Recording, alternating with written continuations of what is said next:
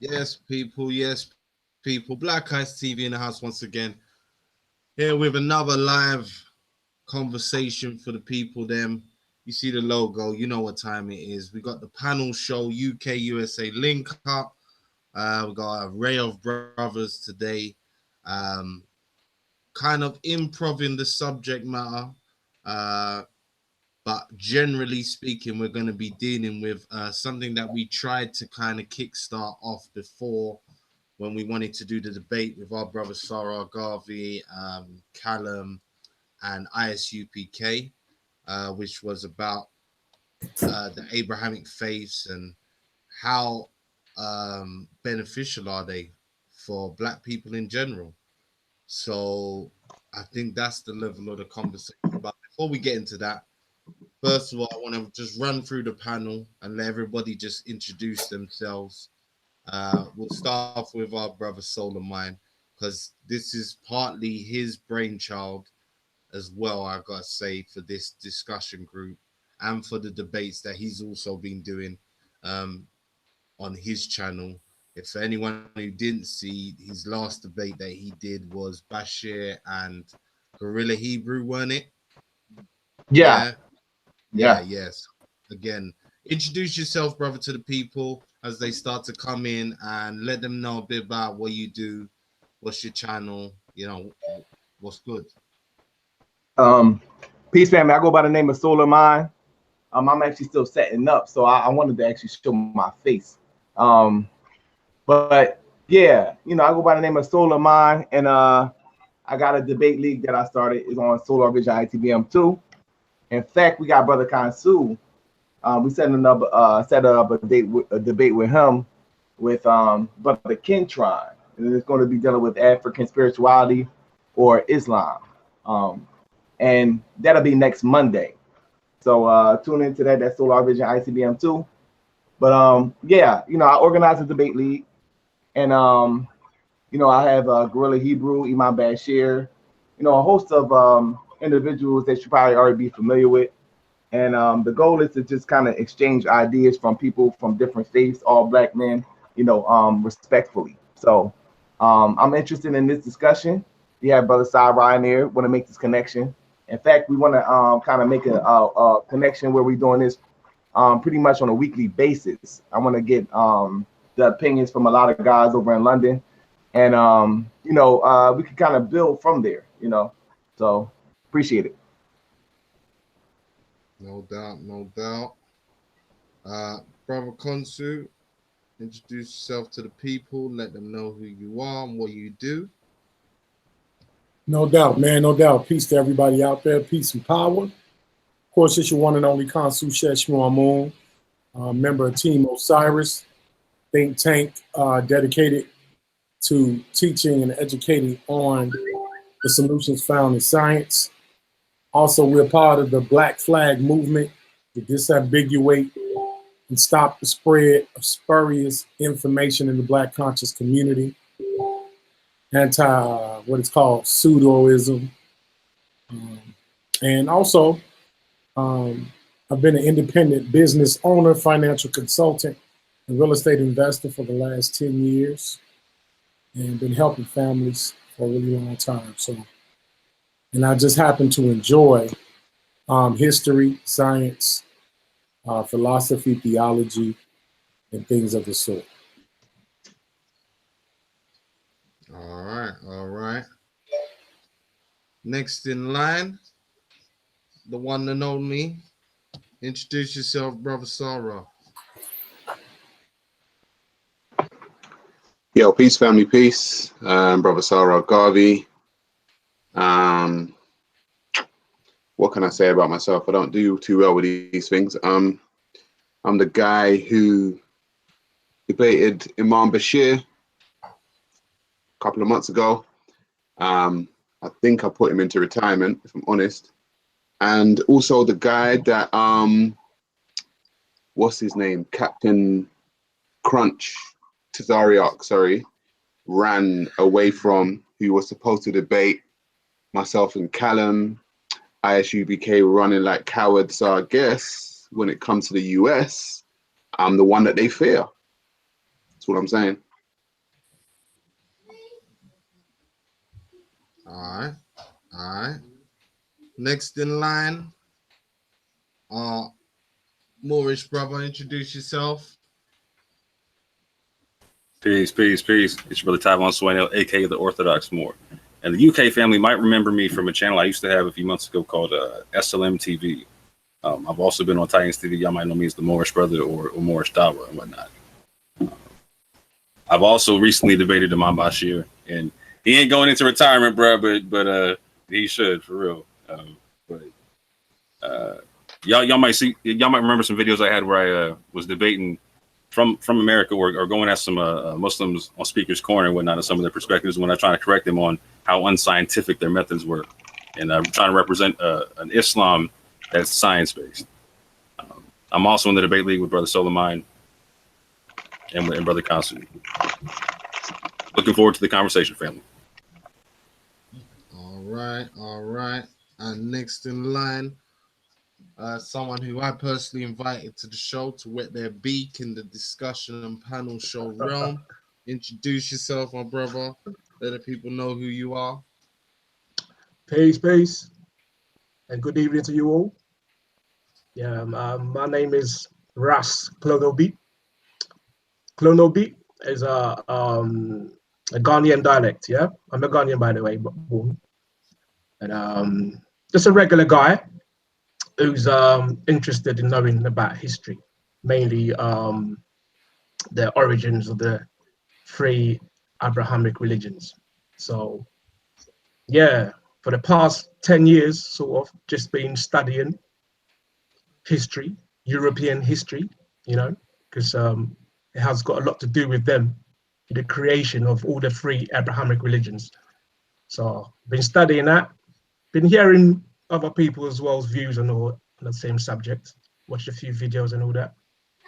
So you can call me as an amateur historian, really, but I'm very interested in that. So, like our host said, I'm just here to hear other people's views because I believe the subject is about how these three savage, barbaric, occult, heathen religions are good for the African. So I'm just here to hear what they have to say because I believe some of them are Christians, Muslims, and Hebrews on the panel today. Anyway, so I'm just a guest. So I'm going to ask a few questions and make a few statements as well. Using factual history, not the traditional that's been told, the mythology and all that. Just using factual human history to ask certain questions and just to know where these people stand, like if their foundation is strong enough, to be deemed a good religion for Africans to subscribe to. So just wanted to know a few things. So yeah, the name is Ras Clonobi. That's in my dialect, but if you were to translate that into English, it's Ras Krobo Kid. Yeah, I'm the kid from Krobo land. Yeah, a lot of people might not know about that because we're quite small, but we're mighty. All right. That's what I like to hear. All right, people. Yeah, I want to thank everybody so far for tuning in. I want to thank the usual suspects. I'm going to just give a shout out to Sister Sci-Fi holding up the chat for me. Yeah, big up to you every time, baby love. Hey, peace to the panel. Peace to Solomon. Everyone knows the routine. Like, share, subscribe, share out the link. Get everyone in. Now, as we said, we're going to be dealing with various subject matters, but one that's been kind of lingering since we tried to do the debate with ISUPK was, our Abrahamic faiths decent for Black people? Do they do anything for us as a whole? And let me add this in there because I know this was a bone of contention last time. If we don't have the Abrahamic faiths, what are we replacing that with? Yeah, what could we subscribe to?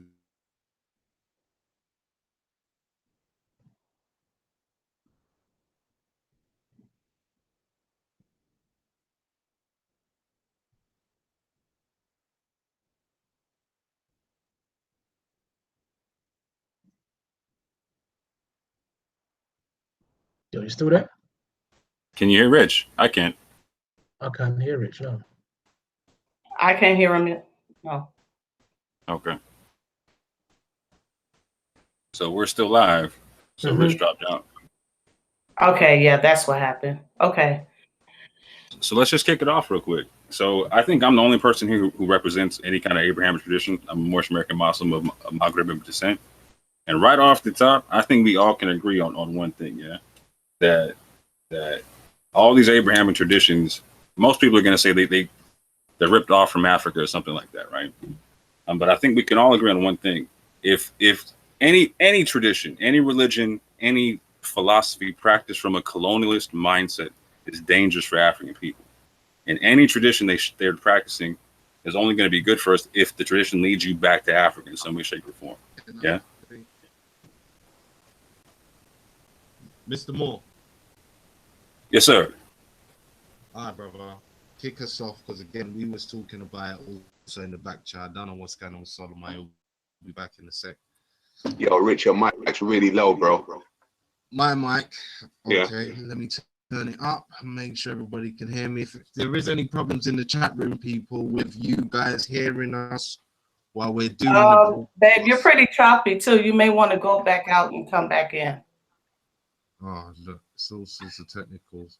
All right, well, look, kick off the conversation, my Moorish brother, with your premise, and then I will adjust the volumes from here.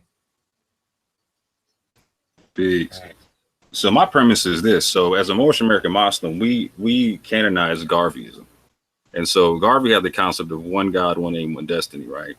And he didn't throw away the Abrahamic traditions. He used them in such a way to where he led people back to Africa with them, right? And with that whole concept, that's how I'm saying we should embrace the Abrahamic traditions and whatnot. If people are practicing them from a colonialist mindset, it's going to separate people, and it's going to separate people from Africa all day long, right? And so that's a big problem. Malcolm X had the concept of we should leave our religions at the door, right? And that's fantastic for starting a conversation, right? Starting a conversation of unity and whatnot. But realistically, when we leave that conversation and walk back out that door, some people are going to have a religion that they pick up, and so we better make sure that as a group that they're not practicing that religion from a colonialist mindset, and that whatever religion they practice or moral code, philosophy, whatever leads them back to Africa, right? And I very much appreciate people like Sarah Garvey, right, because he chops people up on where their traditions separate them from the concepts of Africa, right? And so we need that kind of concept in his perspective in the conversation and dialogue to keep people in check, because realistically, any religion that you have, right? Understand what I'm saying here, people. Any religion that you have is an anthropomorphizing it's an anthropomorphized story of the universe, right? The truth of the universe. For the mere fact that it's anthropomorphized, it's going to be less than perfect. And people are going to stray to the left and to the right. And some people are going to take things too literal. Some people are going to take things too figurative. And when we go off, we're going to need people like Sarai, etc., right, to keep us in check, to make sure we're logical about what we're talking about. I'll leave it right there.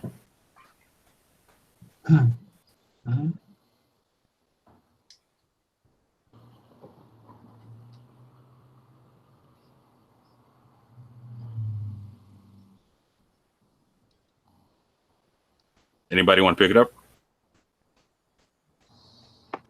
I'd have to ask you how your paradigm leads you back to Africa. That's something that I'd want to know. How does your paradigm lead you back to Africa? So first and foremost, as a Moorish American Muslim, we proclaim a nationality that's African based, right? It's an African based Islam. It's an Islam that it venerates Egypt as the capital empire of the Dominion of Africa. It venerates the schools of Egypt. It venerates. So then, why would you need, if you're going to venerate the schools of Egypt, why do you need the Moorish American title? Peace. Can y'all hear me? Yeah, we can hear you. Okay, I'm sorry. Yeah, because Yeah, what if you're venerating the schools of Egypt, why do you need the Moorish American tag? Because that is my nationality. Your nationality is Moorish American, yeah? Yes, sir. Okay. And what for me, I'm just trying to understand, what is a Moorish American? What is that? A Moorish American is somebody who descends from the ancient Moroccan Empire is born in America. A Moroccan Empire in America, did you say? A Moorish American is someone who descends from the ancient Moroccan Empire and is born in America. Okay, so would you say, are you saying that the Moorish people in Morocco are linked to Egypt? Historically, yeah. Okay. Can I ask you a question? Yeah, of course. I'm really trying to understand the paradigm. If I'm honest, I'm really trying to understand the paradigm. Is there an issue with me calling myself Moorish American for you? No, it's not an issue. It's just I'm trying to understand why, because you said to me that you venerate Egypt. So I'm just wondering why where did the Moor part come in, and what value does the Moor part bring to your paradigm? What? Merely just the national side to it, right? Like, so, like your brother, the brother earlier was talking about he was Ghanaian, right? Yeah. So I'm just saying I'm Moorish. That's just so you can trace your lineage to the Moors, is what you're saying? Yeah. How is that done? Well, so anybody of African American descent, right, who went through the slave trade, can link themselves back to the ancient Berbers. This can be found via legislation. The Negro Act of 1740 in South Carolina denotes the fact that the Negro slaves were taken from the ancient Berber populations and whatnot. But on a whole nother level, on one side of my family, I can directly trace myself back to Moorish lineages. So is your argument that that enslaved Africans that were brought to the Americas are Moors? So it's my argument that the fact of the matter is that the enslaved so-called African American population of people who went through the transatlantic slave trade are descendants of the ancient Berbers and have the ability to claim Moorish nationality. They don't have to. Are you saying all of them? Because there were different parts of Africa that Africans were taken from. So I wouldn't claim that all of them were Berbers. I don't doubt that some of them were, but to say African Americans, I guess in general, on a whole, would be descendants from Moors would be a misnomer, I'm guessing. That would be a guess and not a fact. So I said ancient Berbers, right? There's a concept of ancient in what we talk about in our literature versus ancient versus modern and whatnot. But again, the fact of the matter is the legislation of America stipulates that the people they were enslaving were in fact ancient Berbers. And so even with the whole with the Moorish paradigm, for instance, a lot of people like to relegate the Moorish paradigm just to Morocco, and that's a misnomer in and of itself because empires have distances that go way farther than just their initial homeland, right? So, for instance, in the Treaty of Peace and Friendship with Morocco, you can see that there was a person called the Prince Amongst Slaves. I believe his name is, I believe it was Suleiman Rahman Ibn Sari, something close to that. I'll have to look it up real quick. But he was a Fulani Muslim, right? From Futa Jalon, I believe, right? In the Senegambia, right? So he was enslaved, and he was also released and sent back to Africa as a Moor, right? Being of Fulani descent, right? Again, the concept, the Moorish concept is an empirical concept. It's not just one nation. The concept of empire encompasses many nations, just like the concept of Rome. There were many different nations of part of the Roman Empire, but Rome was the one overarching construct of the empire. Okay, I'm still confused. I'm not even gonna lie to you, because history will tell you that Europeans went to West Africa, okay, all over West Africa, okay, to find slaves. But you know, not all of these slaves were either Berber or Moorish or Hebrew, or they were taken from so many different parts of West Africa. So for someone to claim one, I guess, homogenized, oh, I'm a Moor or I'm a X, Y, and Z, you would really have to do some good tracing of lineages to actually claim that.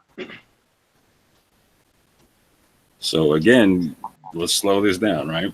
So I'm saying what's factual, right, is that the American legislation stipulates that the people they enslaved were of ancient Berber descent. I said based upon that, so all of people, hold on, slow down, Speedy. I said based upon that, people have the ability to claim the concept of the Moorish Empire, right? The ancient Moroccan Empire. Hold on, slow down. I also said not everyone has to, right?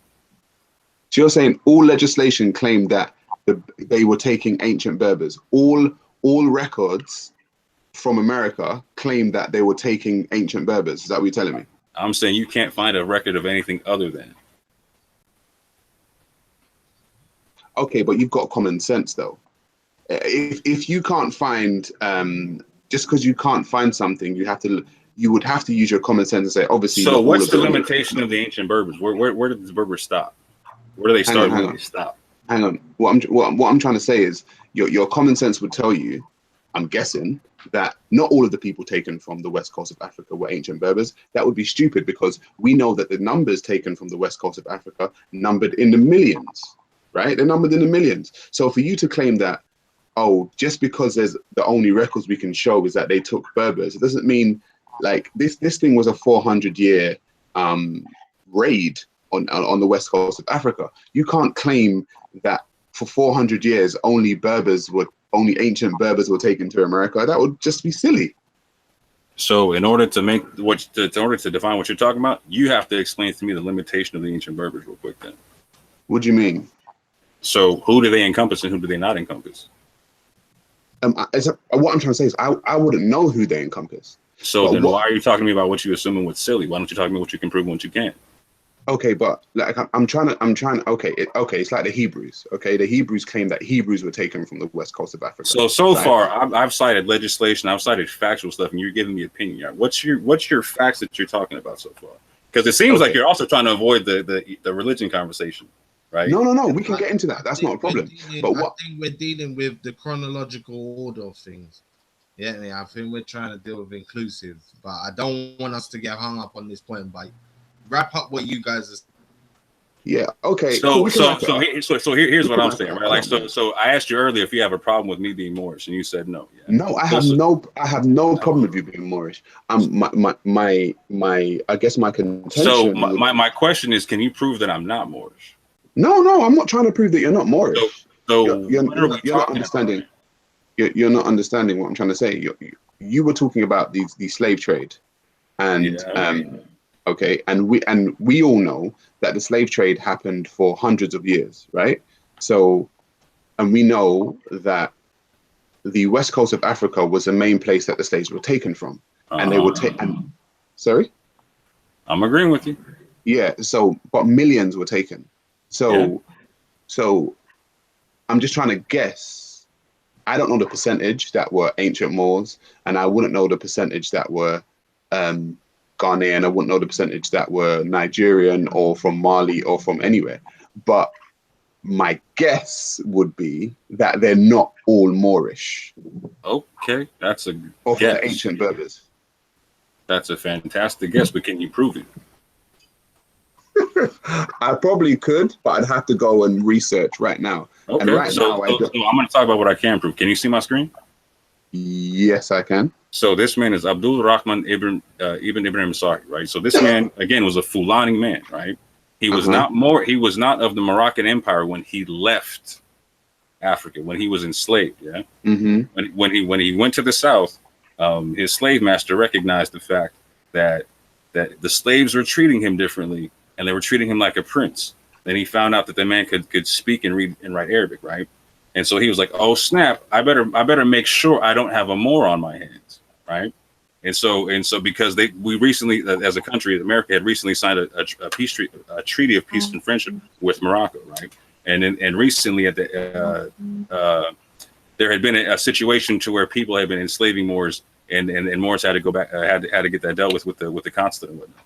So when he got in contact with the consulate, he was not a Moor. Let me be straight about that. He was not a Moor. He was he just considered himself Fulani, and he was a prince amongst them, right? But once he spoke with the Moroccan consulate, he recognized he had the chance to go back to Africa as claiming himself as part of the empire.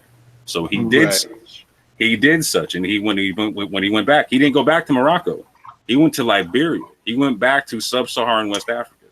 Okay, so going with that narrative, okay, millions of Africans were taken from the west coast of Africa, and if they were from the Moorish, if they were from the lineage that you claim, then all of them could have done the same thing. They could have been like, well, I'm from the lineage of the ancient Berber Moors, so and so. So can you take me back to Africa, please? But we know that didn't happen. Okay, so you can claim one man, which is fantastic, but I can claim more than one man. So what I can show you factually is that the people who did so got dealt with under that construct, and the people who just claimed black got dealt with in a whole different format. So again, this happened after or right around the time period of the there's a particular case that's famous in America for saying that a black man has no rights that a so-called white man has to respect, right?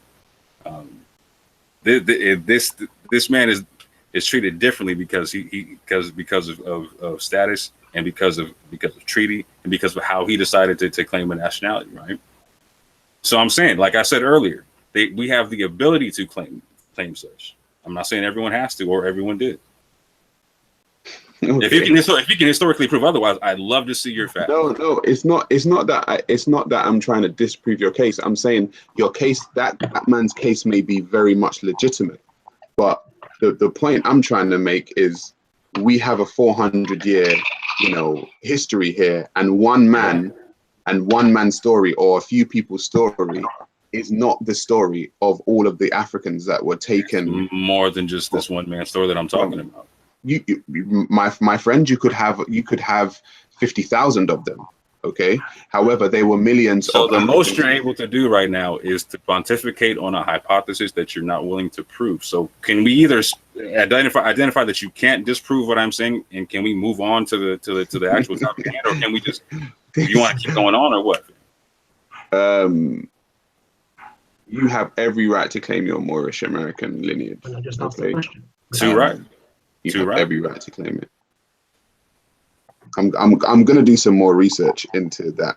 I hope you do. Because I actually, I've actually got the autobiography of Oluda Equiano, and he was a Nigerian from the. Huh? Okay. Who was that? Yeah, I've got the autobiography of Oluda Equiano, and he is a man taken from Nigeria, and he wasn't. He didn't claim lineage from the, I don't know, from whatever you're claiming. Right? But he was both a slave in, I say a slave, but he was a servant in Nigeria and was also a slave for the British. So, I'm just saying, my point is, not all people taken from the west coast of Africa can actually claim what you're claiming, because there were so many different peoples taken. So that's an opinion that you can't substantiate and have not done so as of yet. So whenever you want to, and if you want to do it via formal debate, I got you. We can do it whenever you want to. Yeah, I could just say, the book or the Life and Times of Oluda Equiano is actually on my bookshelf right now. So that's fantastic. But his story, that one story, just like this one story, does not prove that everybody is Moorish. It proves everyone can claim it. Your one story does not prove that everyone can't claim Moorish in this story, right? That's the whole point I'm saying, fam. So if you want to belabor a point you can't prove, I'm with you. You just can't prove it. But the family is going to be more edified by us talking about Abrahamic traditions, yeah? Okay, let's move on.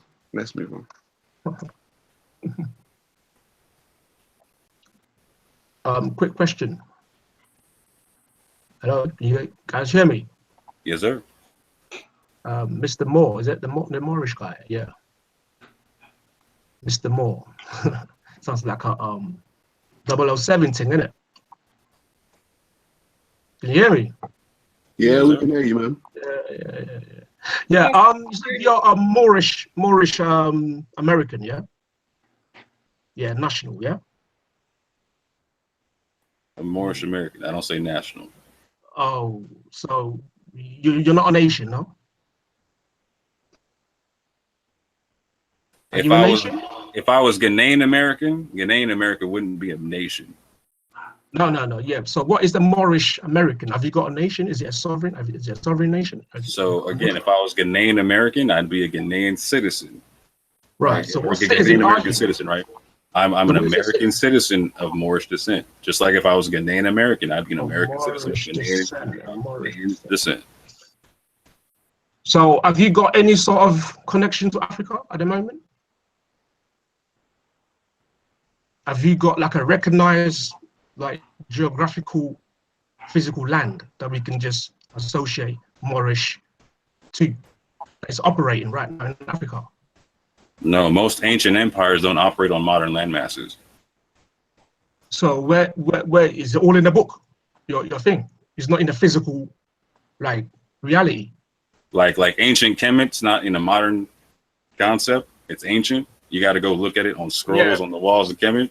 Yeah, we can see it. We can see evidence of that. Yeah. You can see evidence. You can see evidence of the Moroccan Empire as well. No. You can actually see more evidence in a lot of cases.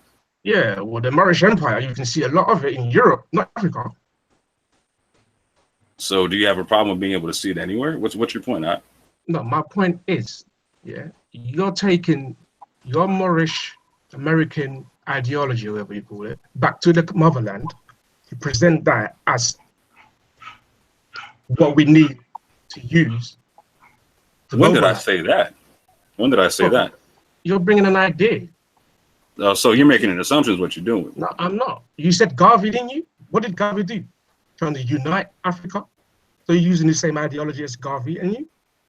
Yeah, I said we can as Garveyism, right? Yeah, so that's your main aim. That's the end game, to get the whole of Africa united. But you're taking back the Moorish, Moroccan ancient empire. So did Garvey tell people, did Garvey say that we should take the Moorish ancient Moroccan empire to Africa and try to make people be Moorish? No, Garvey had his own ideologies. Right. So I'm saying we can't have Garveyism. I believe Garvey kicked out some Moors from his organization, right? Oh, well, that's new to me. I didn't know that. Yeah, me neither. Who would that be? Let me research that right now. That's going to be a recurring theme, family. Yeah, but you say the Moorish descended from the Berbers. The ancient Berbers, yes, sir. Yeah, you are the Berbers. So check this out, Doc. So you're going to try to do this whole same thing. What's your beef? Because first and foremost, you try to put words in my mouth. No, slow down. First of all, I said that we claim Garveyism, right? Garvey didn't say nothing about this whole Moorish stuff, yeah? So on the one God, one aim, one destiny. That's what I'm under right now. That's what I'm here talking about. I didn't say nothing about. Whoa. I didn't say nothing about making anybody Moorish. I didn't say nothing about making anybody Islamic. None of that. Garvey, he said one God. What God was Garvey talking about? Let's read it. How about we read it?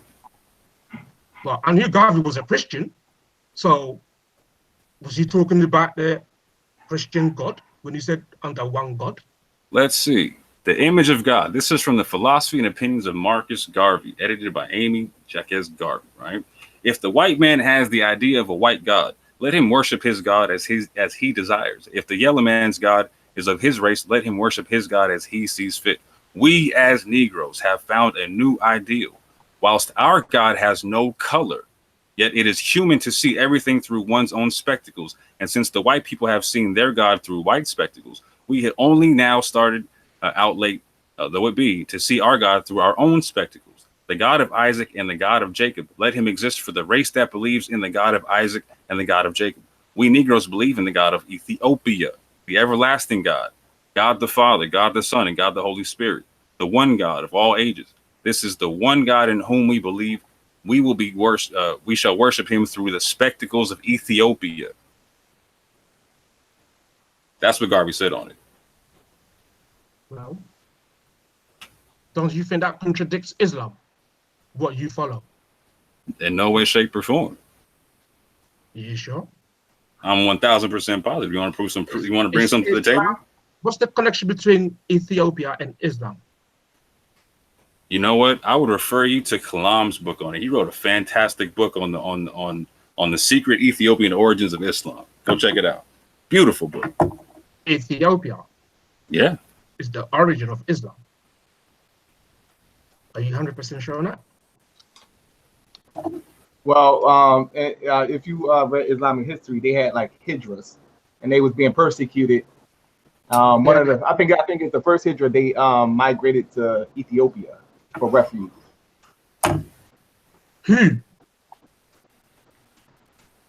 So first and foremost, this is a whole nonsense conversation. Let's get into something real. You're bringing something to the African continent. No, you're assuming something right off the top. So if you want to get into it, let's get into it. Let's have if you want to beef about the religion, let's get into it. Let's bring it upstairs. From the Moorish, what's happening? Let's bring it upstairs. This is too low level. Yeah. Can I please interject, please? Yeah. Someone else speak. Brother Konsu. Yeah, I mean, I'm listening intently. I mean, this is a good conversation, and the brother respectfully came with primary evidence from Marcus Garvey, but there is a thing called context and inference when we quote primaries from people that are not living anymore. We have to make sure that we stay within context of that person's particular culture, neurological disposition, and vocation, and him being a public speaker and an organizer of a political organization. We have to understand why he delivered that speech and what it was for. So when he talks about the God of Ethiopia, we serve the God of Ethiopia. The primary God is Al-Mach. And Al-Makah is a deity from the Yemeni kingdom of Saba and the kingdoms of Dimt and Aksum in Eritrea, in northern Ethiopia. So that is considered a moon god. And Garbini and Perini have shown in their research the bull's head and the vine motif associated with him and may have solar and dynastic attributes. So we also go into the sun goddess and also a priest of Ra, which goes into Shamash, Ishtar, and Isis, who also were venerated in Saba. But they were more tutelary as a goddess of the royal Egyptian dynasty. So we have to kind of maintain things in context when we're talking about primary from living people, especially when they were living, the circa and the history that we're talking about. Because if we create a cognate of what was ancient and we're talking about Brother Garvey, well, it could have been an ethnonym or an exnonym in regards to how people are named either by themselves or a ruling class of people. So it could be an endonym, an ethnonym, an exnonym. It all depends on the history. And if we're talking about modern, Stone Age, if we're talking about ancient, we have to be distinctive in that. But I just wanted to interject on that point. I'm not really here to talk about validating someone's right to claim a nationality. I think we're talking about all three Abrahamic faiths in the whole. Can we get to like the Abrahamic religions also though? Yeah, and to be clear, let's put it back in context. So Marcus Garvey, he claimed the Nicene Creed.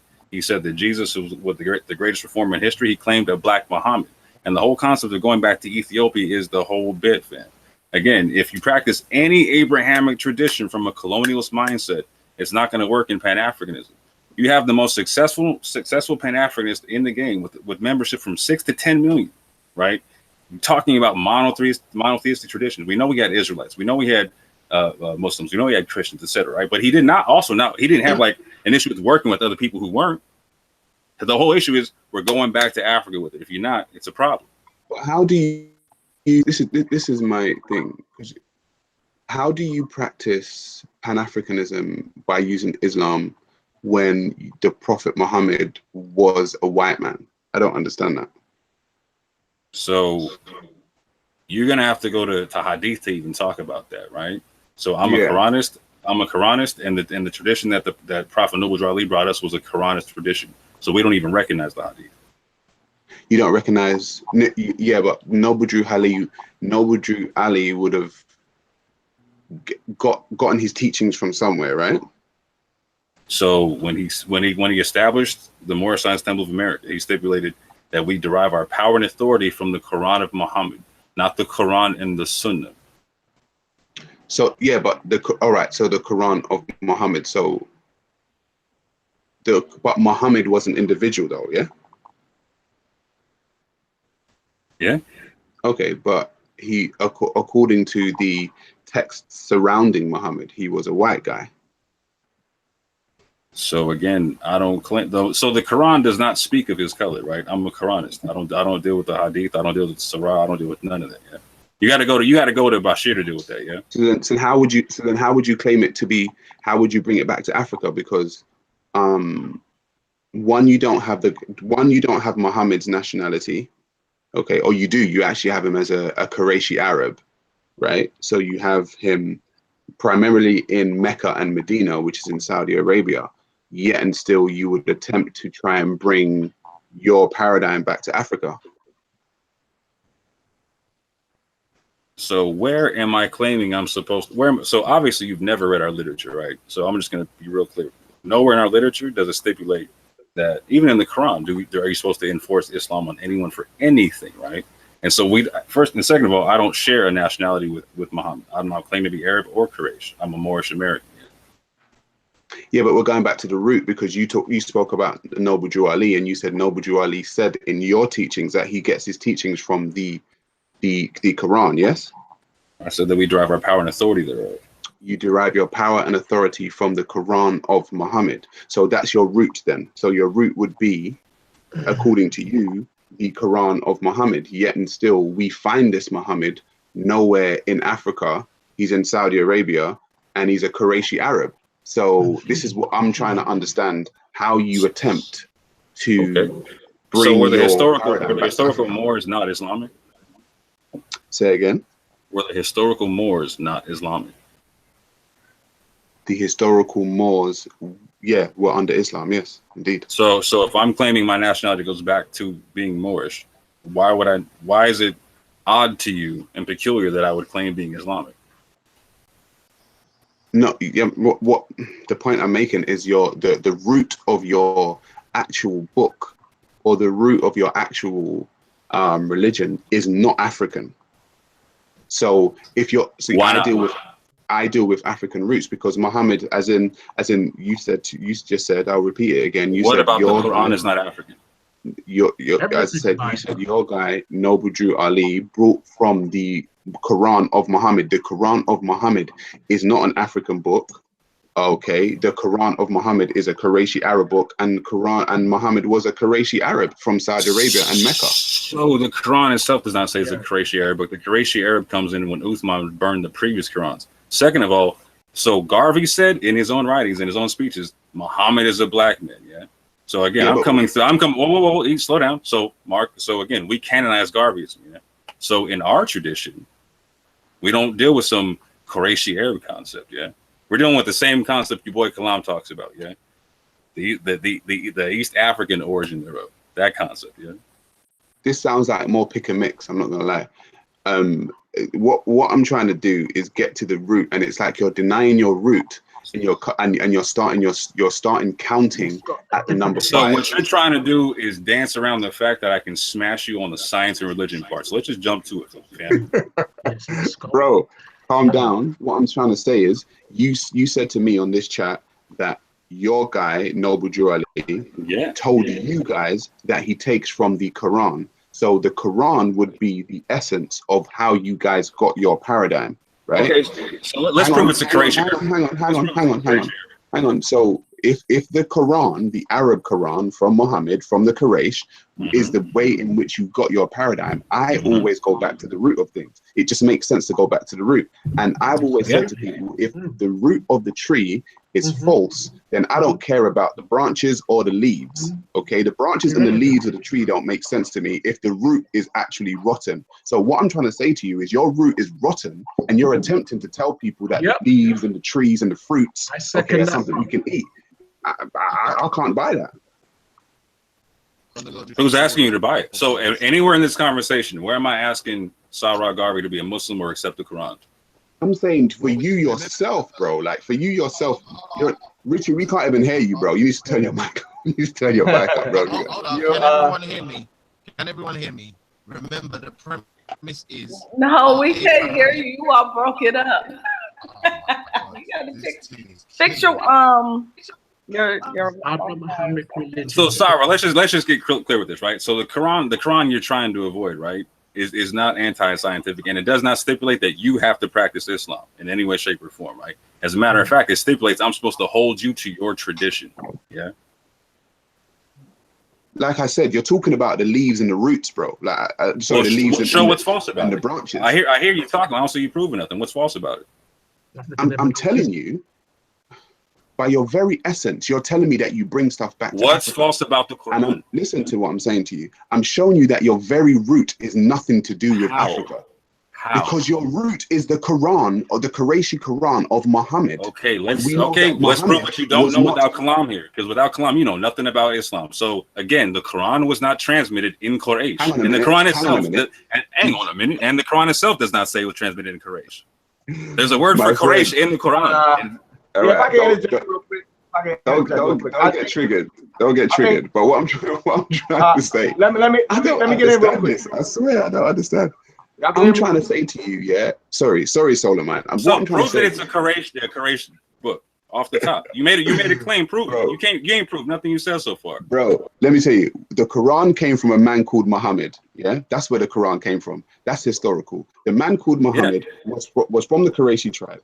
The man called Muhammad from the Qurayshi tribe in Medina or in Mecca in Saudi Arabia. That is known history. So what I'm trying to say. So when you go to the book itself, right? Finished, bro. I'm not even finished. So okay, I'm not finished. I'm not finished. Can I come in real quick?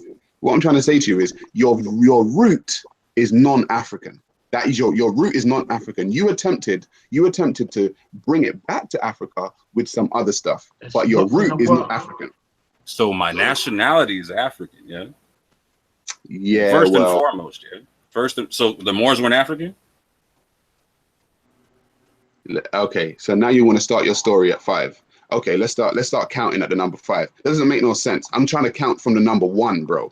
Okay, you can't count from the number 5. Let's go back to one of the conversation, right? So one of the conversations, I'm Moorish American, right? And I'm talking about how if you're not practicing your religion from an African perspective, it's bad. Yeah, period. Whatever tradition, philosophical, moral, or whatever. How can you practice your tradition from an African perspective when the root of your tradition isn't even African? Okay, let's go to it. So let's go to the book that you have obviously not read. So let's go to the Quran in and of itself. Right, so you're stipulating it's a Quraysh book. Does the Quran in the Quran stipulate that it's Quraysh? The Quran came from a Qurayshi man. What are you talking about? I asked you a simple question. Does the Quran within itself claim that it came down in Quraysh? Because it specifies. It very clearly specifies. The Quran came. Well, the claim is, let's say, the claim of the Quran is that it came to a man called Muhammad who was in a cave in the cave of Hira in Mecca. Are you saying that the Quran does not specify the language it came down in? The Quran was what came down. The oldest Qurans you can find are in, I believe, Syriac. Are you claiming that the Quran in and of itself does not claim what language it was written down in? As far as I know, hang on. Hey, Richie, get Kalam on. He needs help, Doc. Listen, bro, it's not even needing help. Your question is a straw man question. What I'm trying to tell you. No, it's a very simple question because you made the claim that it's not African, that it's a Quraysh, and when I'm asking you to prove it, you're running from it, right? So the Quran in and of itself says that it came down in the clarifying Arabic, not the Quraysh, right? In the Quran, the Quraysh people were accusing Muhammad of bringing something in a foreign tongue, and when they accused him of that, he was going to kick it with the Ethiopians, talking to Ethiopian Christians, Jews, etc. And in the dialect of the Quran, right? The Quran in and of itself has words in it that are not from the Quraysh, that the Quraysh cannot actually properly transmit. Mr. Moore, who are the Quraysh? Who are those? Who are the Ethiopians that Muhammad was going to speak to? No. I'm asking you who are the Quraysh. I don't know who the Quraysh. I've never heard of them before. I can't deal with this, man.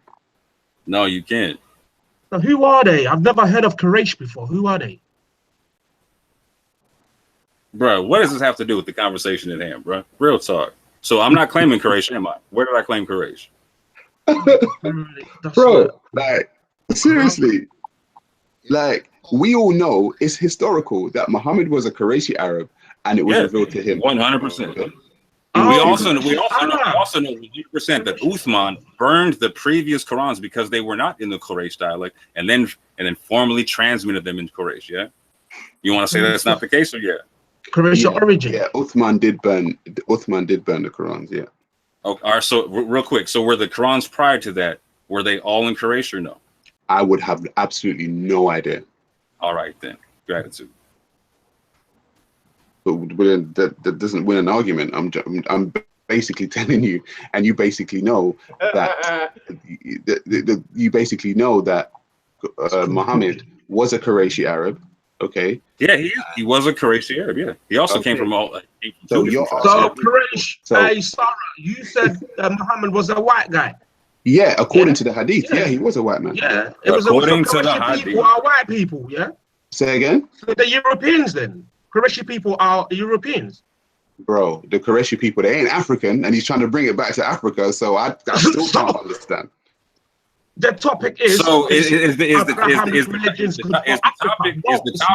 topic is Islam from Africa, or is the topic are Abrahamic traditions good for black people? The topic was, are Abrahamic religions good for, are Abrahamic religions beneficial for black people? So the premise I put forth was, if you're practicing them from a colonialist perspective, yeah, they're negative. If you're practicing them from a perspective where they bring you back to Africa, they're positive. Do you agree or disagree with that notion? You can't. What I'm trying to say is, I'm asking you just with the premise. Do you agree or disagree with the premise? Do you agree or disagree with the premise? Do you agree or disagree with the premise? You cannot bring Islam back to Africa with what you got, because the very root of it is non-African. Wrong and everything that he brought, and that everything he said was incorrect, and his 6 to 10 million people in his organization that you've never amassed was completely built off of falsehood. I didn't even mention Marcus Garvey. Okay, I'm talking about. Can I say something? Kansu? Yeah, please go. So I really want to hear what you got to say, bro. I'm just saying that it's circular. It's a lot of true Scotsmen all going all through this, and it's nonsensical. We should really stay on topic, because anyone can be an expert on what they believe in vehemently. That doesn't mean it's right. You can appeal to authority and be true Scotsman all you want. Let's stick on premise. Agreed, because I'm not asking anybody to be a Muslim anywhere. I'm asking people to go back to Africa with their mindset and with whatever tradition they practice. That's all I'm asking people to do, whether you have a religion or just a philosophy that you practice. Well, I would say this as we progress with the discussion. I do disagree with the construct of trying to conflate a different culture's rendition or perception of spirituality in a different ethnic organized fashion called religion, which is the European religion, particularly the one that affected Northern Americans, which are Anglo and Saxon and some Vandal tribes that come from the British Isles that came under the auspicity of corporate trade, and then further in the 1450s used skin as a means to identify chattel indentured slaves. So I do not agree with the eschatology of a chattel-ridden slavery byproduct or dialectic called Christianity. I do believe and have facts that ancient Africans practiced animism, which dealt with nature and did not deal with the human form, because the spirit was associated with the breath that did not take human form. You cannot see the breath or the mind now, and you never could. So totems and idols were developed to bring reality into nature in the form of animals and other aspects of animism. You will not find Christianity outside of colonialism, barbarianism, industrialism, socialism, and other geopolitical military concepts that brought religion under the auspicity of war. You did not see anything preaching morals, freedom, or any concepts coming from an Anglo or Saxon perspective, because they were not primal or continental to Africa. So you won't see any cognates of Christianity, Islam, or Judaism for that matter. But you will see geographically displacement of a diaspora that was done under colonialism, not forgetting the Portuguese, the Spaniard, and the French, that also partook by way of Orientalism, the ability to capitalize on chattel people that were then transported here to Northern America and were subject to a unique form of religion that was merely a faction of the original monotheistic religion founded in Persia. Those three monotheistic religions are founded in Persia and then vacillated outward, starting with the Judeo-Christian church called Catholicism. So I do initially on the panel, I disagree with that. So you think that the religion started from Mithraism? Mithraism is a natural construct. But once again, we're talking about, and I'll use a modern catchphrase, culture vultures. So we're talking about people that are dominating in a ruling class by controlling resources, particularly taking text and put it in books and having it published, which would then create isolates of neurological thought affecting culture. But social institutions are natural along with Mithraism, because we would take certain things and use them as totems or reference points. If we look at the Moorish Science Temple of America, they have a flag with a green star. That would be considered an idol. In Judaism and in the Abrahamic faiths, that would be considered a false idol. So that would be contradictory to try to bring it into a construct called the African that has no concept of atheism. That is from ethos, and that is a Greco-Roman concept that was indicative to the Grecian and Roman pantheons. It had nothing to do with the pantheons found in the Songhai Empire, the Empire of Bakongo, the Congo, or the Ifa people that speak Yoruba. They had a specific pantheon directed for a specific purpose based on the ontology, i.e. psychology of the African that is continental. So it had nothing to do with the construct called Christianity, which is clearly Roman Catholic, and they use Judean vassals coming from Palestine, migrating into Israel. To this day, they call Ethiopians Falasha and will not give them the honor of the Torah or the Tanakh or the Talmud for that matter. In the Talmud, it says that those of dark skin are devils. So it does not correlate to the people of Africa who are continentally found, and it is a overwhelming cognate of animism that goes from the Maghreb region, where the so-called Moor Berber was, to the Sahel region, where the Mali people was, to the sub-Saharan people of Kenya and Ethiopia. You will not find, even in Madagascar, anyone that brought remnants of the three Abrahamic faiths. The closest you will get are Coptic Ethiopians that use the term Aperu. But you will not find a construct going into ancient continental Africa. You won't find it. So you don't believe that you cannot take a Abrahamic religion and inject it into the society or into African society without them losing their identity? No, because in Northern America, no, I don't. Northern America, we suffer from an identity crisis because we do not have an origin or a center of point of reference within Northern America. In continental Africa, they have ancient points of reference. We don't. Everything was stripped from us in the Americas. So we don't have immediate resource outside of folklore that develops our culture. We do not have direct dynamic artifacts or landmarks that identify our culture. Can I piggyback off of that? Talk the thing. Yeah, can I piggyback off the back of that? I've said this many times. The diasporic African, right, is the one with a very huge identity crisis. Okay, which is why, in my experience, and it's just my opinion, why they hold on to so many different to other concepts. So you have the Christian, you have the Hebrew, you have the Moor, you have the Nation of Islam, you have the Muslim, we have so many different, and within those we have different factions within those. Okay, so then we have the 5%ers.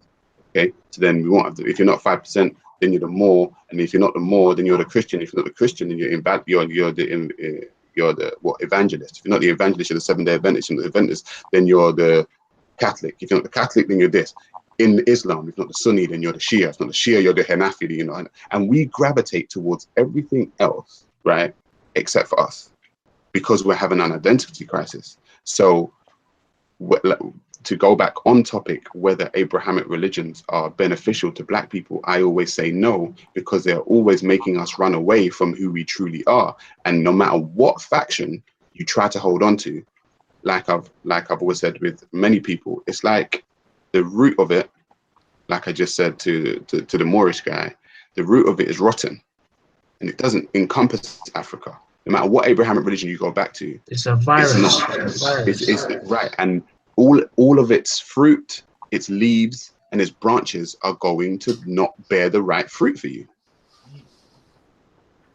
Here's where I partially agree with that, right? So again, this is I'm going to explain the colonialist perspective real quick. So, Brother Kansu, we understand in America that we got a lot of people who, like our grandmothers, for instance, like just won't give up Jesus, just won't give up the Bible, just won't give up that Christianity that they were fed and given through colonialism and whatnot. And we know that through that whole white Jesus concept, that on the spiritual negative side from this, right, and the mental negative side of this is that they embrace a concept to where the creative essence of the universe is something that they see as outside of themselves, right?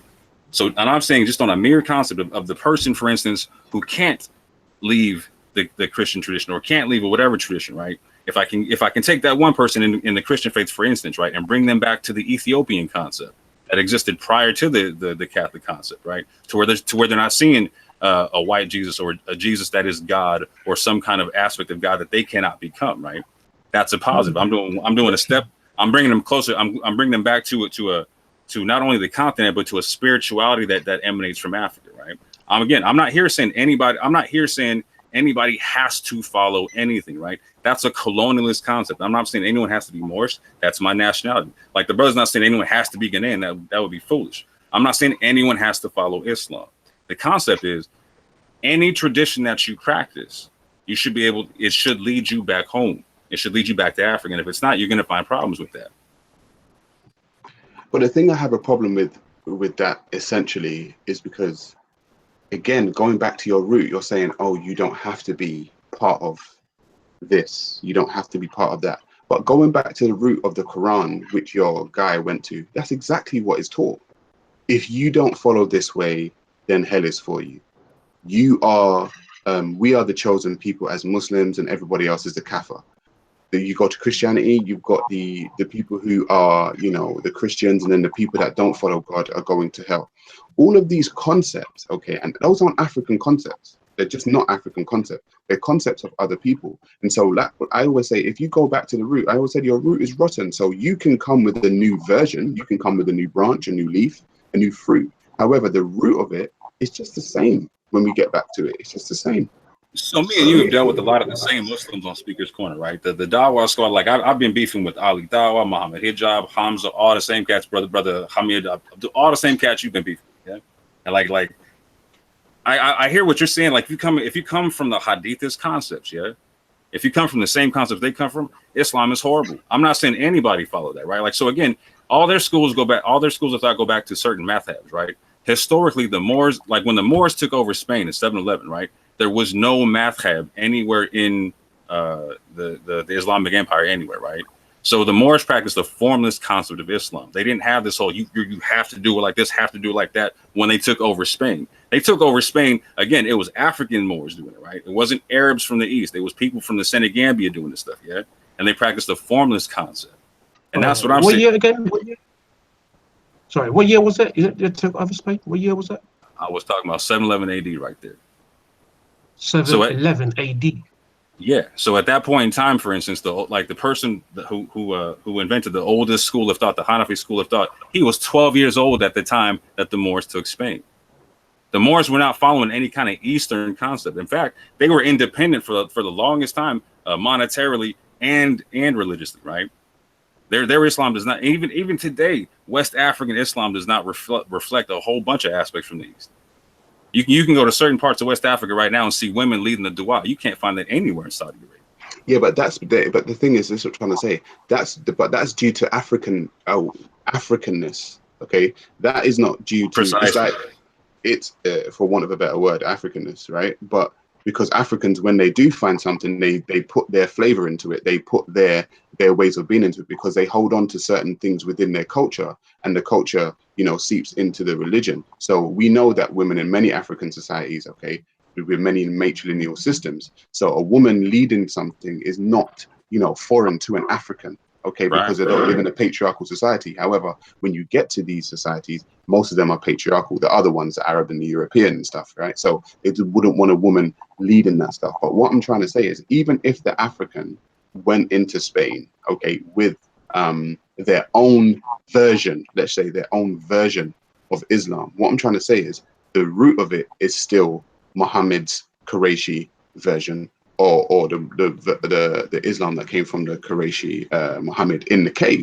So we can, and it's like what you're doing now. So the Moorish American identity to me is another, let's say, offshoot, right? Let's say an offshoot, another branch of that. And you're saying, oh, well, we're now doing this. Everyone, like we said back in the beginning of the conversation, culture vultures, right? This is what Brother Kodsi said, culture vultures, right? So what you've done is that you've taken a culture, or part of it, you've taken part of a culture, and you've attempted to remix it and make it, you know, palpable to you and the people that you follow. People do it all the time.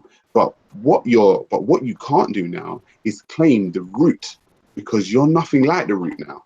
Do you know what I'm saying? Like, you're some different version of what the root used to be. But you're still trying to claim. I hear your point, but you're still trying to lay claim to the root. And so the people that are actually practicing the root, they would look at you and be like, that's not my people. We don't do that stuff. That's what I'm trying to explain, is they're not practicing the root. They're practicing the Hadithist form. So again, everyone that we talked about, right? They'll say that I'm Salafi, I'm Hanafi, I'm all this other type of stuff, right? And what I'm saying is that's not the root. That came after. Those are branches from the root, right? And they're rotten branches. I agree with that 100%. Hence, I'm a Quranist, right? So here's what I'm saying. There's nothing in the Quran in and of itself that would say the women in Africa cannot lead the dua. That's why they do. There's nothing in the Quran that says they can't. There's people in the East who be like, oh no, in their culture. Again, Islam is not an Arab culture, right? Islam came to actually clean up so-called Arab culture when you look at the Quran, right? So when again, I'm not saying, and let me be clear, I'm not saying anyone should or has to apply the Quran, right, to their life. I'm saying that for the people for the African descent people who choose to apply the Quran to their life, if they, for instance, if they practice it from the Hadithist concept, it's going to separate them. That's the colonialist mindset. The people who came into Africa trying to enslave us with Islam, they were of the Hadithist concept, not of the same concept that the schools of thought, or not of the same concept that the Moors were, of that formless Islam, right? So what I'm saying is, if you're practicing that formless Islam, you're going, it's way more beneficial than practicing the Hadithist form, right? And that's all I'm saying is if you're going to practice a tradition, practice when it leads you back to Africa. That's all I'm saying. Well, let me say this respectfully. We have to look at, present day and use it as a reference tool. We cannot disengage ourselves from modern history. And we tend to think modern history is a few years old, and it's not. It goes back at least 600 years. And when we start talking about Islam, what you're talking about, the formless Islam, would be, indicative to certain groups like the Bedouin Muslims, who had a pantheon of deities that they would tie into worship. And this was also described by Herodotus, who created the universal knowledge system and Roman canon that has been followed to this day. Roman canon is transferred into legal law here in the United States. So we look at those cognates. We have to look for certain cultural and social cognates, and not just historical data, not just stuff that's written down in a primary form. We also have to look at how these people socialized and how they thought.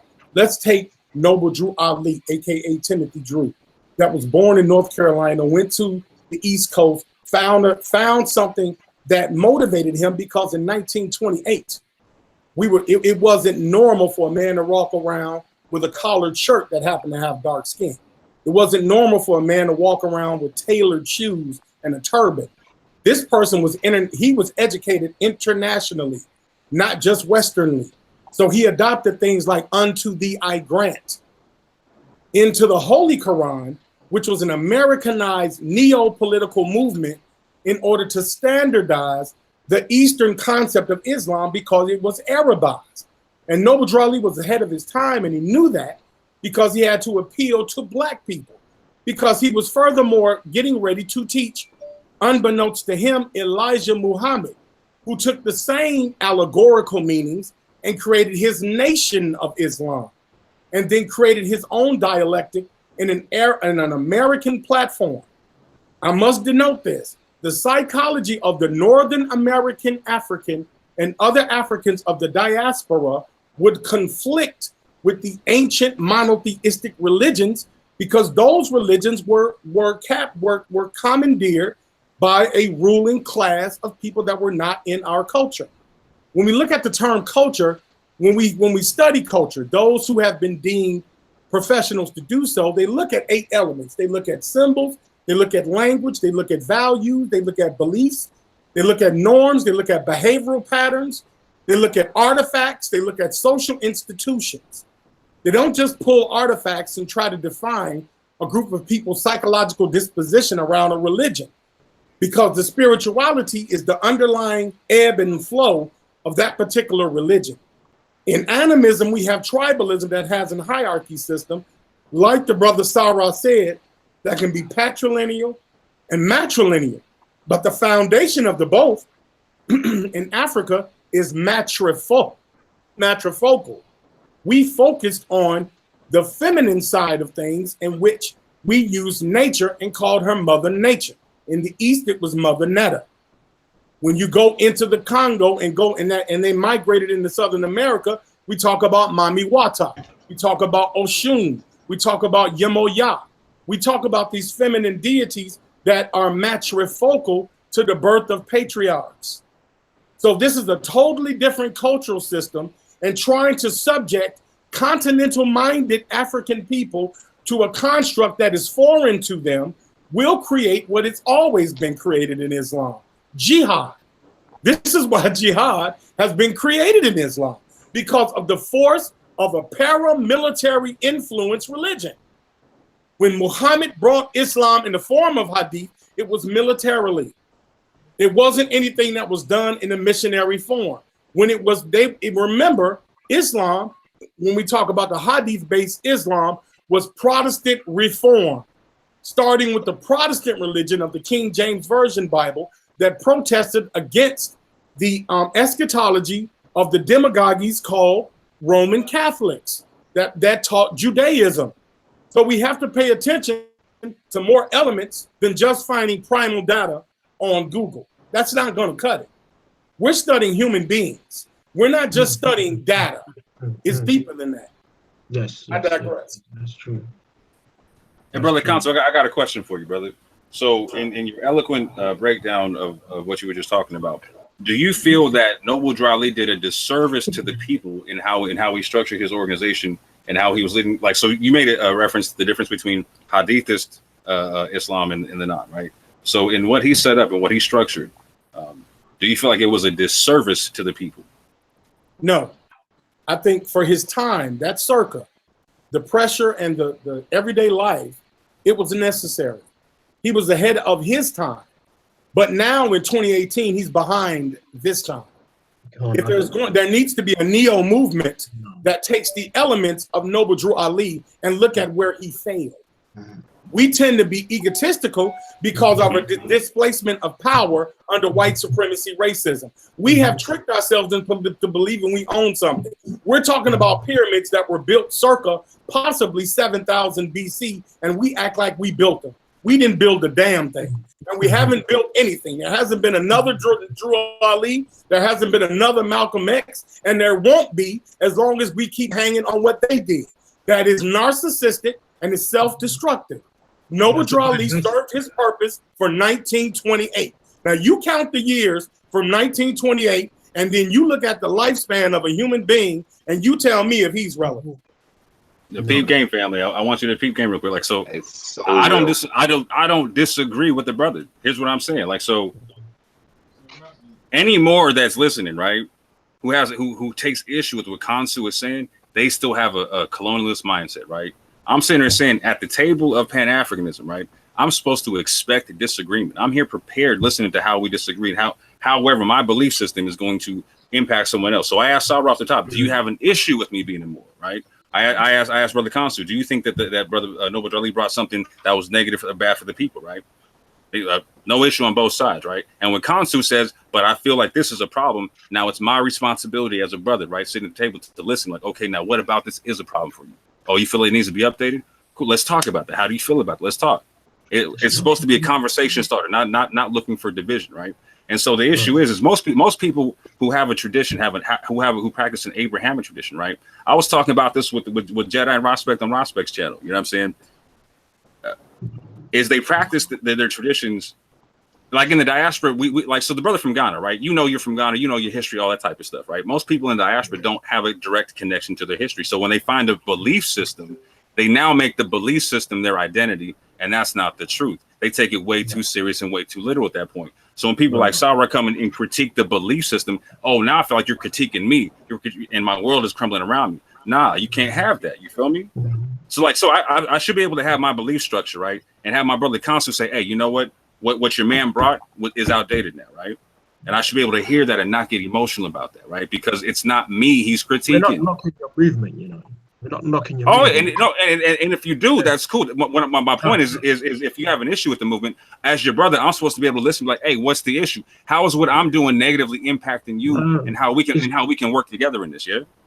Yeah, you can talk all the good talk, but I want to know the spirit that's guiding that movement. That's all I'm asking for, because there was been many organizations come before yours. Yeah, they had the right idea. Yeah, Garvey's one of the best blueprint we ever had. Do you know what I'm saying to you? But he was a Christian, Baptist Christian. So it's the spirit. We have to divest from Abrahamic religion, all concepts of it, and go back to the root. That is it. It's so simple. Do you know what I'm saying to you? You can bring whatever you want to bring, but if the spirit ain't right, nah, bruv, you ain't getting nowhere. So here's the benefit. Oh, sorry. Here's the benefit of it. Benefit who? The benefit of all this, right, is the fact, like, so let's say you say you're Kemetic, or I say I'm Islamic, or someone says they're whatever, right? The moment you identify with that, now I know what moral code to identify with you, right? So in a struggle, I want to know what kind of moral code. I don't care what religious code you got. I want to know what kind of moral code you got, right? If I'm standing next to you in a war, I want to know what you believe, fam, right off the top. Right. So here's what I'm saying, fam. I want to know what you believe. Are you getting your moral wisdom from Islamic faith, religion? No, I'm getting my moral wisdom through anthropomorphized stories of our ancestors written down in book form, right? Understanding the fact that they're anthropomorphized stories of the truth, that they're storybooks for us to get lessons from to apply to actual life. Who? All of them. Who? Pick a tradition, fam. Oh. So why are you a Muslim? Because it puts me at peace and it brings me up here on the front lines next to y'all saying, what can we do together? That's why. You're gonna write idea, but you're not gonna write spirit, bro. Yeah, you have an idea, which is very good, but your spirit ain't right. So what's wrong with me saying that I want to be shoulder to shoulder with you, and that I want my tradition to lead me back to Africa? That's nice. I love that. I love that about you. That's really good. You know what I'm saying to you? But like I'm saying to you, listen, these Abrahamic religions are a virus. Whatever concept you look at it, ideology is a virus to the African. Yeah? And like the other brother said, that the North Americans, they've got no identity. They can't trace to a source. Right. To get their historical whatever knowledge from. So they grab hold of all concepts that was given to them. Right, 100%. I'm with that. I'm with that 1000%. Here's what I'm saying, right? Like at the table of Pan-African conversations, right? We should be we it's not satisfactory that you and I have a 1000% disagreement and we can't find any middle ground, right? Absolutely. So yes. So what I'm saying is that the middle ground, right? What I'm saying is what we should be able to agree on. And I'm not saying you're wrong in whatever you just said, right? I may disagree, but I'm not saying you're wrong, right? But I'm saying what we should be able to at least agree on is if if you're practicing whatever tradition, moral, spiritual, whatever, from a colonialist mindset is negative, and whatever tradition you're practicing should lead you to the front line, standing next to your brother and going back to Africa. Yeah? We should be able to at least agree on that. Yeah. Yeah. So you can be whatever you want to be as long as it's race first. Yeah. Is what you're saying. As long as it brings you back to Africa, yeah, fam. Yeah. Like Jedi said the same thing. I don't care what you believe, as long as what you believe got you on the front line next to me. So do you call the people inhabiting your ancient sort of geographical nation country? Do you call them brothers still? The people that currently cohabiting your land now, because you claim to come from Morocco, innit? And Mauritania and all that. That's where you claim to come from. Well, so our ancient empire that we talk about in our literature goes from Northwest Africa, Southwest Africa. It goes also into the Americas and the Caribbean islands and whatnot, right? When you come to Africa, where would you base? Hold on, I was just correcting some information real quick, bro. So to answer your question, I connect myself to the people over there who look like me, right? So again, not everybody there in Morocco is African. So how are you planning to sort of work with them? Who said I was trying to work with them? Well, they live there, they own the country. So what are you gonna do? I'm trying to work, bro. I'm trying to work with you. I ain't trying to work with the French Moroccan. I'm trying to work with you. I'm trying to work with Sabra. I'm trying to work with Kansu. I'm trying to work with Rich. That's good. It's got to be a larger scale, isn't it? We all have to unite. That's what I'm saying. And we got Hebrew on this panel. Can the people hear me? Yeah. As a matter of fact, I think brother, this brother.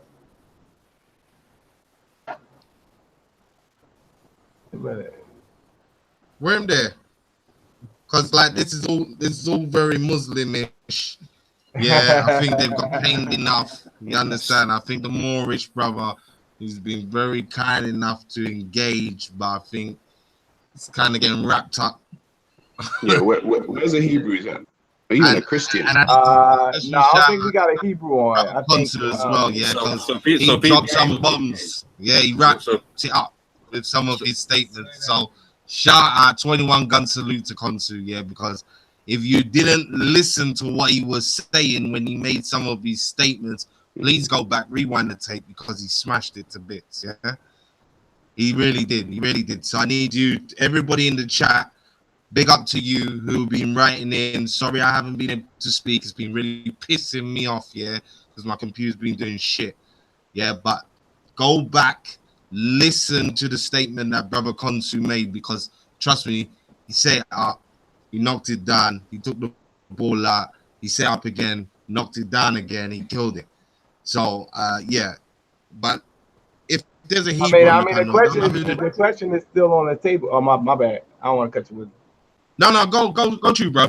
Solomon, go true. I mean, the question still remains on the table. With all that being said, can we use the Abrahamic faiths without it affecting our culture? I think that it was a lot of evidence proving that you can. Like, I think he made reference to the fact that in West Africa the women lead the prayer, so the Islam didn't affect their culture. You know, and then is another. I think Wesley Muhammad wrote a book called Black Arabia, where he was making the claim that Islam is just another stolen legacy from African people. So let me interject on that too when I get the chance. Yeah, I wanted to disambiguate. I want to clear that up. Go true, bro. Yeah, because yes, it did. I mean, when you talk about Islam is not an ancient art. You do have remnants of what eventually became Islam, as we speak of Bedouin peoples of that such, because there was a pantheon. It wasn't just Allah. There was a pantheon that led to that evolution in that particular construct. However, in Africa, the center of Africa is animism, which is nature. That's never deviated in Africa. So when you take nature and embody it in a man, that is called Obara or Osa Obara in Yoruban language, which means the transformation of ego. See, we were highly intelligent. We did not need a foreign construct for us to formulate morals and precepts. We already had our natural morals and precepts, and we knew to try to edify the self with the Most High is pure ego. To put a humanistic connotation to nature is egotistical. We understood that the term ego and superego was healthy. Ego dealt with the self, superego dealt with your parents, grandparents, so forth, and so on. We called that Ifa. And in the Ifa, spirituality has no personality. So there was no need to talk to the air because you embodied the air. You were one and the same. So if we bring something ludicrous that is going to put something in a box and create idolatry in which they contradict and argue against, it does go against African ontology, which is the African psychology of African progression. We have to be constructive and progressive as African people in 2018. We cannot adopt 1711 practices from another culture. I agree. And I would also say, whether you be Hebrew, whether you be Muslim, whether you be Christian, and if you're trying to use those concepts, right, to forward yourself, if at any point the originator of any of those books steps to you, they'll always have one over you. Always. They will always have something to hold over you. When you have your own stuff, no one holds anything over you. No one can do it.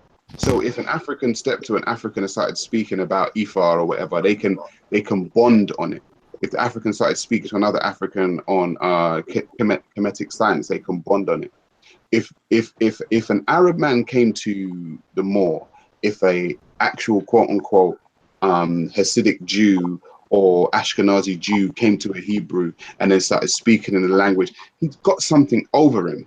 Okay, and so we need to stop. This is why I said it's also about a self-confidence thing.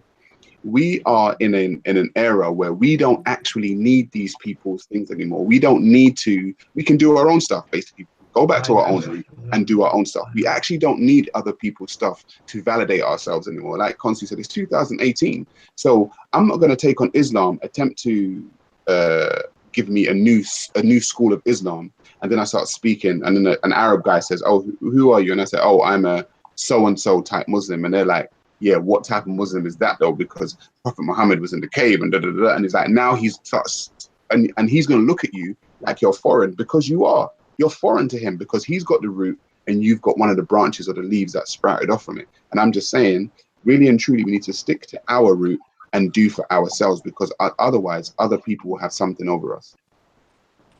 So should I not practice Kemetic sciences now because European people are now trying to say that they originated that type of stuff and they're propagating that stuff and all that concept? So I don't get what you're saying, fam. On one hand, you're saying we don't need their validation, but on the other hand, if an Arab comes through and you know for a fact I'll smash any Arab-speaking Muslim who wants to come to the game on whatever they want to talk about, right? Like I smashed Imam Bashir on the concept, right? Like I don't like. Why do we need their validation on that? I don't understand that. Like I said to you earlier in the conversation, you can't even get past the cave in Medina, bro, when it comes to Muhammad. So how you think you're going to smash an Arab Muslim doesn't make no sense, because essentially you are going back to his root, not your own root. You're going back to their root, not your own root. So you can say, we're going to debate origin, right? I can understand there's two conversations happening, right? Like one, what's the origin of everything, right? So we're going to debate on the religious concept of what the Quran is saying about itself, right? And I'm not trying to debate that with you here, right?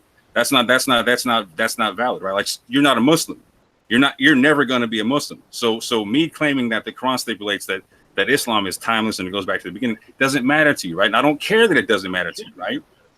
I'm not supposed to care, right? The concept is what do you believe and what do I believe, and how is it going to keep us from working against with each other or against each other?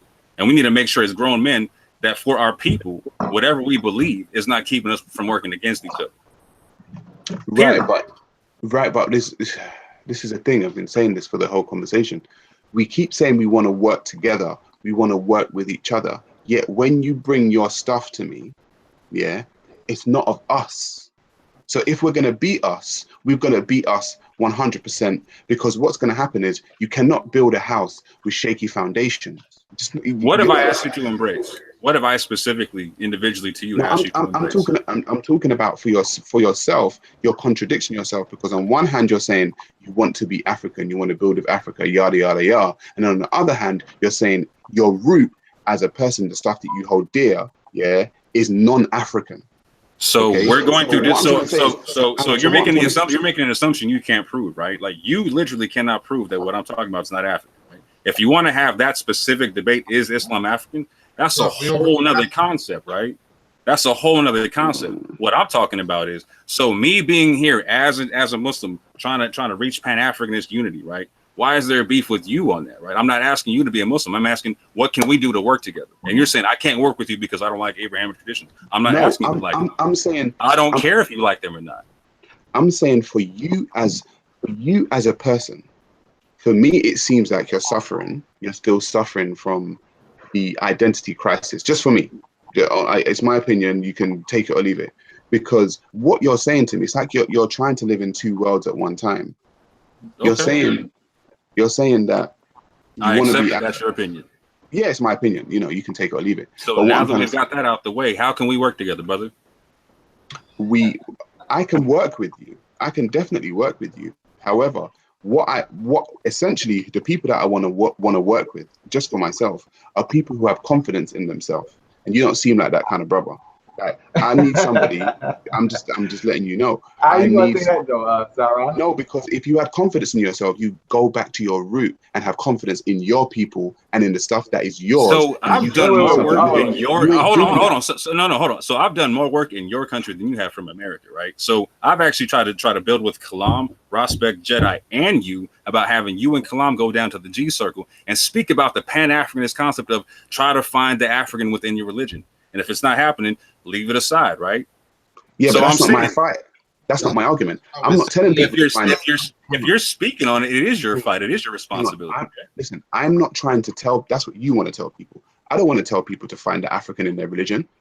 No. Yeah, you want to tell people having a religion is wrong. How is that unifying anything? Listen, I'm trying to tell people, to tell Black people, tell African people to be yourself. That's what I'm trying to tell people. So when I came to you saying I'm a Moorish American, you're like, oh no, you're not that. When I came to you saying I'm a Muslim, Sarah, what is your root? What is your root, Sarah? What you want, right? Or what it seems like you're saying about. You heard my question, Sarah? Is that you're saying? Oh yeah, he heard. He's just avoiding it, bro. Hang on. I just want to finish my point. It's like what you're trying to say is find the African within your religion. Now, like Khonsu said, or like Marcus Garvey said, you talk about Marcus Garvey. Marcus Garvey said, we worship the black God, find the black God. Marcus Garvey, I literally think Marcus Garvey is a fantastic individual, hence the reason why I took his name on. However, we are in 2018. We can take his blueprint, but Marcus Garvey was talking to the people of his time. Okay, he wasn't talking to us in 2018. He was actually talking to the people of his time. Okay, so why not take the successes of his movement and build upon it? No, but I can, but I don't need to. See, Marcus Garvey needed to tell people that because the whole of his people that were coming to him had the religion. Right. The whole of the people that were literally going to see for the ones that do, why not apply the concept? Hang on. So Marcus Garvey understanding, okay, that the people that he's speaking to have religion, he needed to appeal to them in a way that was beneficial. We don't need that in 2018. We don't need that. So let me ask you a quick question. Mm-hmm. So with the Abrahamic traditions, we saw that, and I'm not saying anyone has to. I'm saying for people who do follow them, right? Mm-hmm. If you follow them in the Garveyism concept, we saw that 6 to 10 million African descent people of the diaspora got together under those Abrahamic traditions, looking back to a black Jesus, a black Muhammad, and to the God of Ethiopia. What is negative about building upon that concept? Like, so for people who are of that concept, right? Not if you're not. I'm not asking you to be, and trying to pretend like everyone has to follow a belief system like that. That's the colonist talking from your mind right now. I'm saying from an African perspective. I'll tell you what's negative about having a black Jesus. Let's just use a black Jesus example. Jesus as a concept is a savior. Okay, as a concept, he's going to be the savior of all mankind.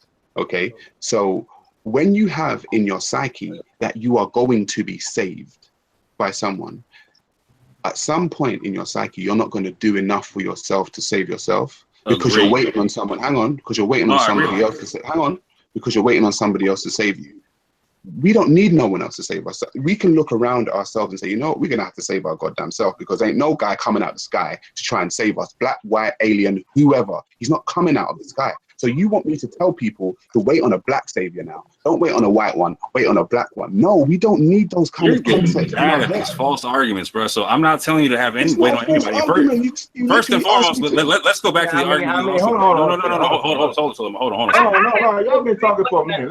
We do have to save ourselves as a people, man. We all look outwards instead of inwards. Go ahead, Solomon. Yeah, I think that that's just historically inaccurate. Even if you want to engage the European, like the Knights Templars wasn't waiting on no savior. Like when you look at the history of Christianity, those were the colonizers.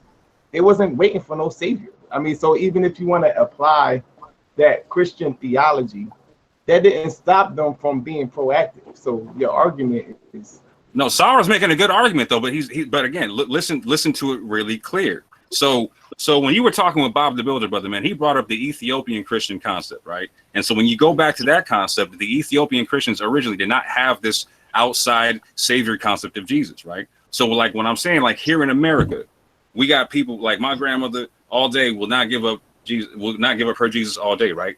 I would much prefer that she dies believing in the African concept of the Ethiopian concept of Jesus. That's not God Almighty. You understand what I'm saying? That doesn't make God something outside of you. Does not make the creative force of nature something outside of you, right? That's not negative in any way, shape. That's the God of Ethiopia that Marcus Garvey's talking about, right? Period. Yeah, but what you're also doing, you're also talking about your grandma's time, and I'm not going to disrespect your grandmother or anything, but your grandma's time is closer to Marcus Garvey's time than we are, and so we need to move forward with a lot of the stuff. We can use the blueprint, okay, and build upon it. We need to move forward, and waiting for a savior or believing that there's a man that died for all of our sins and all this kind of stuff. It's just other people's concepts. It's like, just be yourself, man. So did Garvey say wait on a savior? Did nobody really say wait on a savior? And am I saying that the Ethiopian concept of Christianity is saying wait on a savior? No, I'm saying that the fact that you've got these philosophical concepts there's the mere fact you've got these philosophical concepts in your head, we need to really and truly purge ourselves, let's say, for want of a better word, of a lot of these concepts, because they bring it just bring a different psychology. If you like looking at the world holistically, like a lot of African systems look at the world in a holistic way. A lot of these religions essentially look at it as like you said, they separate themselves from the whole, or they separate themselves from the all. And all of these kind of philosophies and these kind of concepts are not African. So I'm saying, if we can get back to how we thought, and I'm not saying all of us are going to do it. I really don't believe all of us are going to do it. Let me just get that out there. I don't believe all of us are going to do it. However, I'm saying, as a rule, for me, the people that I want to work with, generally, if I'm going to build something with you, I need to be building with people that actually believe that their own stuff is good enough. That's just for me. And I'm one man, so just to clarify, so are you saying that the original Ethiopian construct of how they believed in God was Jesus was the savior outside of them, and they had to wait for God or Jesus to come save them? No, I'm not saying that. I'm not saying that. So if just as a for instance, let's say that their view of God had them believing that God was something within them that empowered them to create while they were in the here and now, right? And if I was able to get my grandmother who believed in the white Jesus, who was going to save her from the outside, and I went from that to taking her to believing in the Ethiopian Jesus that teaches her to save herself from the inside, is that not a positive step? Of course it is. So I'm here. Another realistic question. So, do you think it's realistic that you're going to get everybody who believes in the Abrahamic tradition to just dump it for whatever you're talking about? I just told you I don't believe that's going to happen. So why are we beefing? Because I feel everyone's going to make it. Not everyone's going to make it. I'm just saying, not everyone's going to make it, bro. You know? So can we agree? Go ahead. Huh?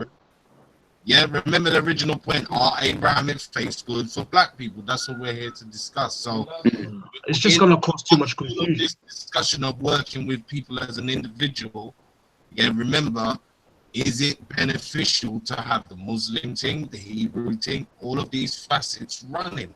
Is it going to hinder the movement? It's not whether or not we can work together, but is it going to be the most efficient way to do this thing? Yeah, did it hinder gave you the analysis. I think Sarah gave you the analysis, at least especially on the Muslim shit. That's why I would have loved to have heard from our brother. Listen, I got Terry Riggs here just in the studio. Yeah, just quickly interjecting that we can look at the scenario of Liberia and Sierra Leone and see what happened there. Can anyone answer? What do you mean, Terry? What do you mean, bro? In understanding, remember what we're saying, it would the Abrahamic faith or Christianity be right with the people in Africa? If they have a traditional system, wouldn't it be opposing another religion on top of theirs, which they will make become very defensively? Yes, it will do. Absolutely. Because Sierra Leone and Liberia, if we go into its history, you realize that there's always been a war between that. Between what? Between the Americans that came over as and opposed Christianity. Ah, okay. Yeah. So you that lived. You attribute their disagreement just solely off of religious belief. Would you say? Was there disagreement based solely off of religious? Because they not fully, but they opposed the religious beliefs. Abrahamic. Remember the guys that left the Americas were Methodist and Baptist Church. Baptist, yeah. Yeah, brother Terry's making a great point. He's making a great point because again, so this touches on what I was saying earlier. So the particular group that came over, right? They had no self-identity, right? The people coming from the Americas, they had been stripped from language, stripped of culture, etc., right? So like my Ghanaian brother, he's connected to his people, right? The people came out from America. They took these constructs of colonialist Christianity and took that as their identity, right? So when they went over to Africa, they were basically puppets of colonialism without even understanding it. You understand what I'm saying? And that's this is why I'm agreeing with everybody that the danger of any tradition. Yeah, but let's not forget that Africa is also colonized, mentally. Yeah, we've got a lot of Hebrews, Christians, Muslims in Africa itself, on the continent. Yeah, so this is just confusion we're bringing. You know what I'm saying to you? If we don't divest, now your idea of bringing African people together, that's a very good idea, but you can't uphold that with Abrahamic faiths. No way. Brother Moore, how long do you think the African race of people have been yoked under religion? When you say religion, define the premise. Abrahamic, the three main ones, How long do you think we've been yoked under? So I would consider us being yoked for as long as we were battling the Catholic tradition with them. So again, I separate. Can you give like a timeline, like historical timeline, a rough figure? Yeah, how long?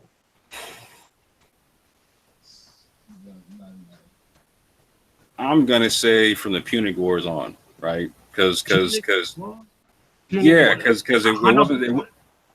So it wasn't until the fall. It wasn't until the fall of the Carthaginians and whatnot in Hannibal, to where like we really got hit hard with Christianity in the colonialist concept. So again, let's remember, right? Like, so when our people practice a tradition, they practice it from a spiritual tradition, right? Like, so when the colonials take any tradition, they make it political and a weapon, right? Like, so weaponized Abrahamic traditions, I'm saying we were dealing with from the Punic times, etc. on, right? So the Punic times, they were Muslims, right? Say what? The Punic times, the Hannibals, the Carthaginians, were the Muslims. No, not at the time. As a matter of fact, my mother's lineage goes back to the Israelites, to the Punic Jews and whatnot. So then, at what point did Africans become yoked under religion? Then I'm talking about, because if the Carthaginians were Muslims, yes, how long have we been yoked under religion, Abrahamic religion, i.e., Muslim? Islam. So I just, so you're saying Muslim, right? Like, so I also just told you I descend from literally the North African Jews, yeah. So I'm giving you historical concept. Did you say Jews? Did you say Jews? Yeah, the Maghrebim, North African Jews on my mother's side. Yes, sir. The Maghrebs are Jews. The Maghrebim. The Maghrebin, are they the same as the Berbers? They intermixed at one point in time, but not necessarily the same. They came along in a different migration with the Carthaginians, etc. Interesting. Okay, all right. So for instance, one of my family names is Cordoba, right? That goes back to the Phoenician Corteb, which means oil press. They were the Barcids are the people. The Barcid dynasty of the Carthaginians are the ones who made Spain the thing. Barcelona is named after the Barcids. You're mentioning of people. So hold on, there's one question. The Jews that you're talking about, are those the ones that got kicked out of Spain? They were there before then, and so the ones that were outside the walls of Morocco. So one more time, you cut out. I'm saying, is it the Jews that were outside Morocco that when the Spanish Catholics put a treaty on Inquisition. Right. So they were there in Mauritania, they were there in Morocco, they were there in Tunisia, they were there in Libya and whatnot. Before going into Spain, but they were all before. Go ahead. So they were there before. Did they get into Mali at that time? I'm gonna be real honest. I don't know too much about I'm actually researching right now about the Israelite culture. You can't have African Jews getting kicked out of Spain and coming into Mali. There's no such period in time. Jews coming into Mali from Spain. Remember the times when Spain kicked out black the Moors, but they're black or European and the Jews. Hold on, wait. And kicked out the Jews. There was a Pacific Jews that were outside Morocco, right? That separated coming into certain parts of West Africa. And if you look at the treaty of the Barbary Company, you understand the treaty. Hold on. I thought that Spain was ruled by the Moors. They weren't Jews. Yeah, hold on. He's up. So this is my family history. So on one side, I descend from the people. So when the Moors went into Spain in 711, they went in on the invite of the native Israelites who were being smashed down on by the Christians and whatnot. And they said, we will gladly be under your dominion and help you get these people off our back if you come over here. The Israelites. Yeah, the Jews in Spain. Oh. So are we talking about Europeans or Africans here? We're talking about Africans. So again, I just told you. So I descend Africans from. That call themselves Israelites. So is Carthage not in Africa? Carthage. Is Carthage not in Africa? Where in Africa is Carthage?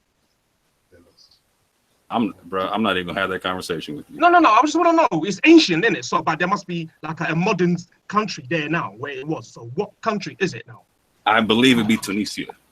Tunisia, right? Okay. Consul, do you know anything about the history of the Black Jews? And if so, can you elaborate on it a little bit?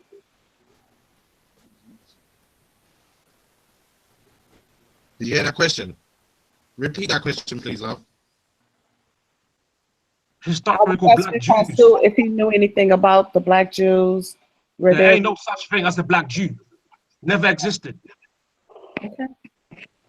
So let me ask you a question. I think she was asking Consul a question. Yeah, I was. Oh, okay, sorry. Okay, go on. No, it's all good. That was a question for Consul. Go ahead, Consul.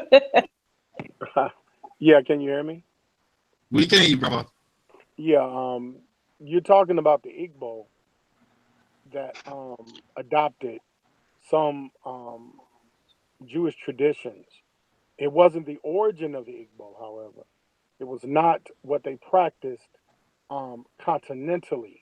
And this is where we have an ongoing motif with Abrahamic faiths. Because when we study Abrahamic faiths, certain tribes would adopt those faiths under the auspicity of colonialism. Now, what we call a colonialism is a modern construct, but colonialism always existed in those pockets of Africa before borders were established and they were called nation states.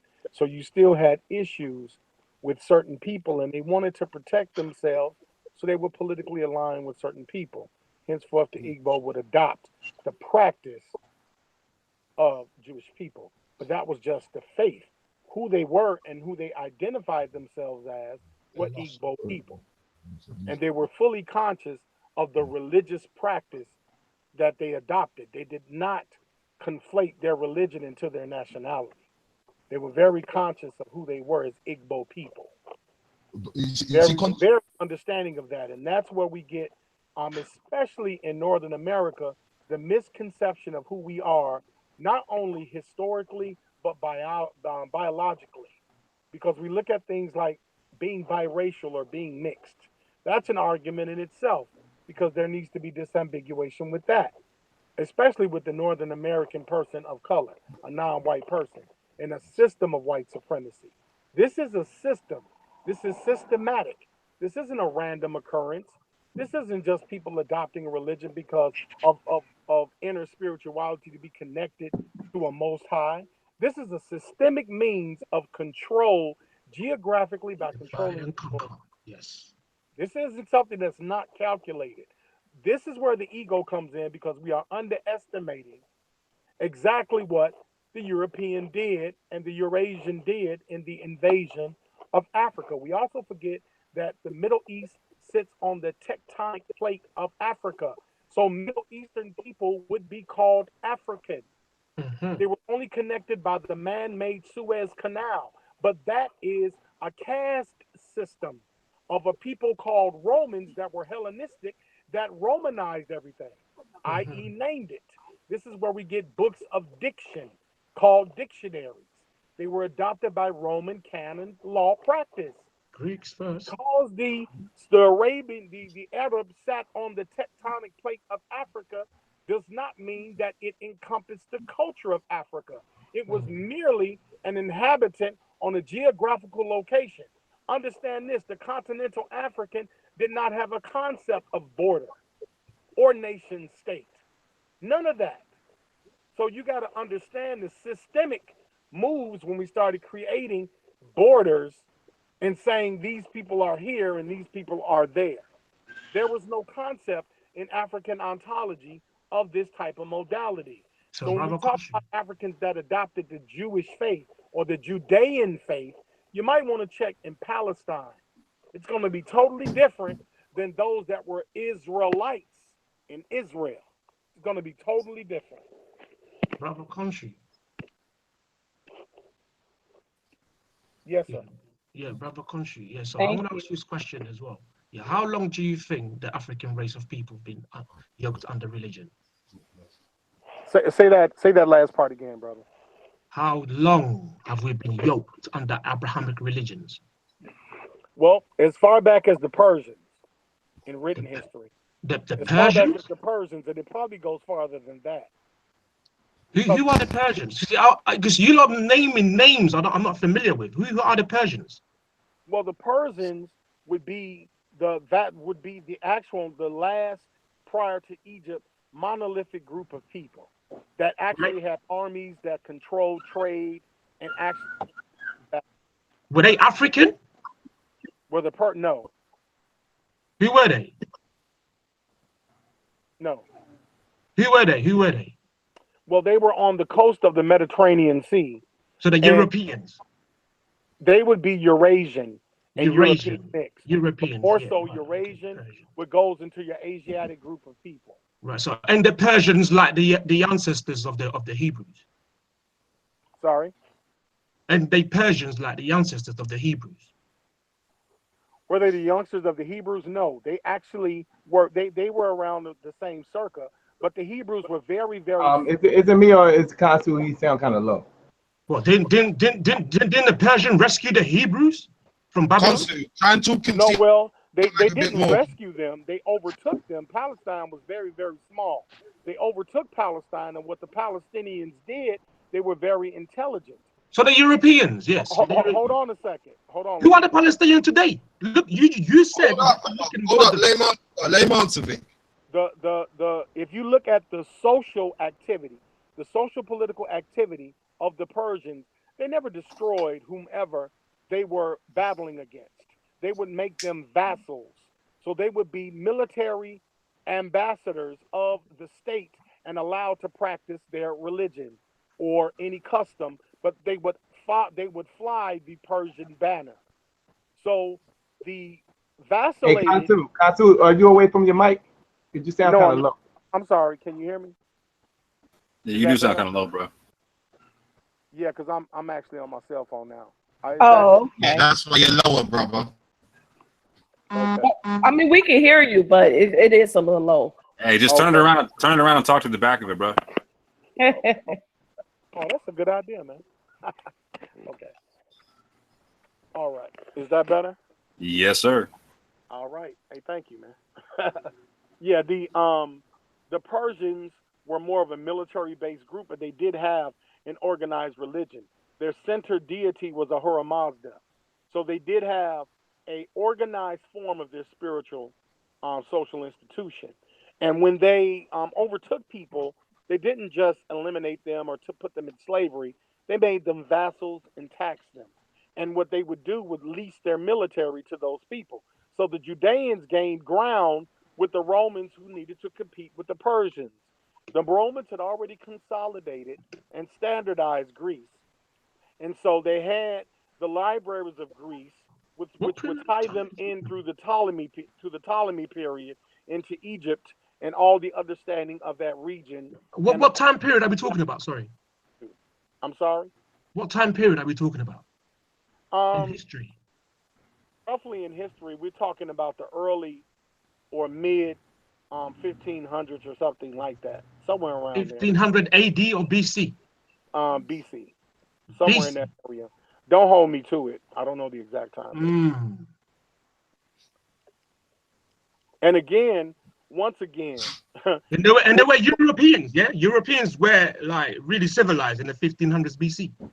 Well, I don't know what the term civilized would be for 1500 BC. We weren't there. See, this is the problem with that. When redacting history, we're going off redactors who had to redact. Because we're dealing with a universal knowledge system that was birthed by Herodotus. So we have to use the methodology of discovery befitting of even getting close to the primary of that cultural precept. That doesn't necessarily mean it's factual. That means that this is the cultural finding based on them because they were ruling at the time. Remember, every books of diction and text that were used for primary data was a Roman construct. Yes, European. Everything is European. Well, European. I'm African. European is a misnomer. Romans what? Romans are Africans? The reason why I just don't like using European, and this is personal, I'm not claiming a fact. But all I'm saying is, no, we're dealing with people, Khonshu. You said, look into reality. We're dealing with people. Yeah, African people. Yeah, that's what we're dealing with. So when you say Romans, I'm looking at a European person. You say a Roman. Because they do exist today. They are called Italians. They are called Italians. They live today. They can trace their ancestors back to the Roman Caesar and all that crap. They live today. They in reality, I can see them physically.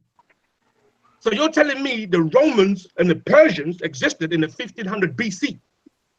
What I'm telling you is, I'm not going to waste time arguing over petty fights. No, but we're trying to see if the Abrahamic religions are good for Africa. So we're dealing with the origin. Are you going to allow me to respond, or do you want to hear yourself talk?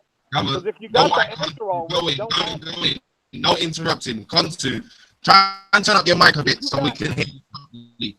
Victor, let my man go in, please. Yeah, and finish his point, and then you can speak. Yeah. Yeah, because I'm not trying to prove anything. This isn't Jeopardy. I don't have anything to prove.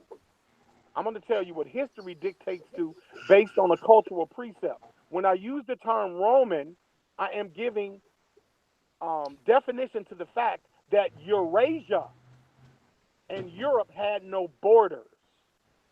Roman ideology seeped into European culture. This is why you have a duke, a duchess, a count, and a countess.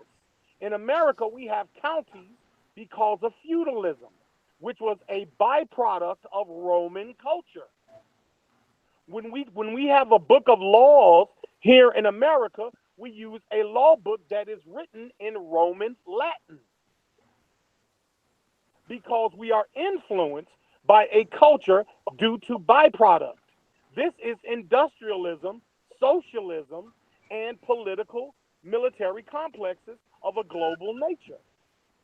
Why do you think the United States government and Britain operate geo-military political complexes? They're complex. They're not simple because feudalism in the Dark Ages, Stone Ages are over with. So I have to give credence based on historiological accounts. Of course, when you use the term European, that would be a misnomer because the particular Europeans that invaded Britain and also the Central Americas, particularly because a lot of Central Americans have migrated into the Britain area, the UK, came from the advancement of the Anglos, Saxons, Huns, Visigoths, and Goths. Those are specific people in the Punic Wars. Not discrediting the Minoans and the Mycenaeans that populated the Greek faction of people known as Phoenicians or purple people that are denoted biblically, but they're not denoted as Phoenicians historically. So when someone tries to apply Abrahamic faiths, it will not coincide with proper history. So that would be confusing to a continental African, is what I'm telling you. If I'm going to give a time date, it's going to be based on popular opinion, consensus. That's all. But I'm not going to petty fog with you. It's not going to change the outcome of the fact that these Abrahamic religions are not going to be useful constructs in the ontology of an African. I got a question for the whole floor, right? Now, real quick, just jump off. Hold on, brother. Listen, we've been going for a while. I got to take the opportunity here to big up the chat room who's been supporting it. We've had some technicals. Like, I really need to know, like, brother, who's the chosen? Who's on the panel? We haven't spoken yet. I see your picture smiling. Like, who's this brother, bro? Who's this brother? What, no one's speaking? Do I need to eject him from the panel? How did he get the link? How is he here? He's not speaking. His picture's here. We can't hear you, brother. We got someone new on the panel, though. Well, that's why I'm trying to hear his voice. Now, brother, we can you hear? Hello? Yeah. Hello?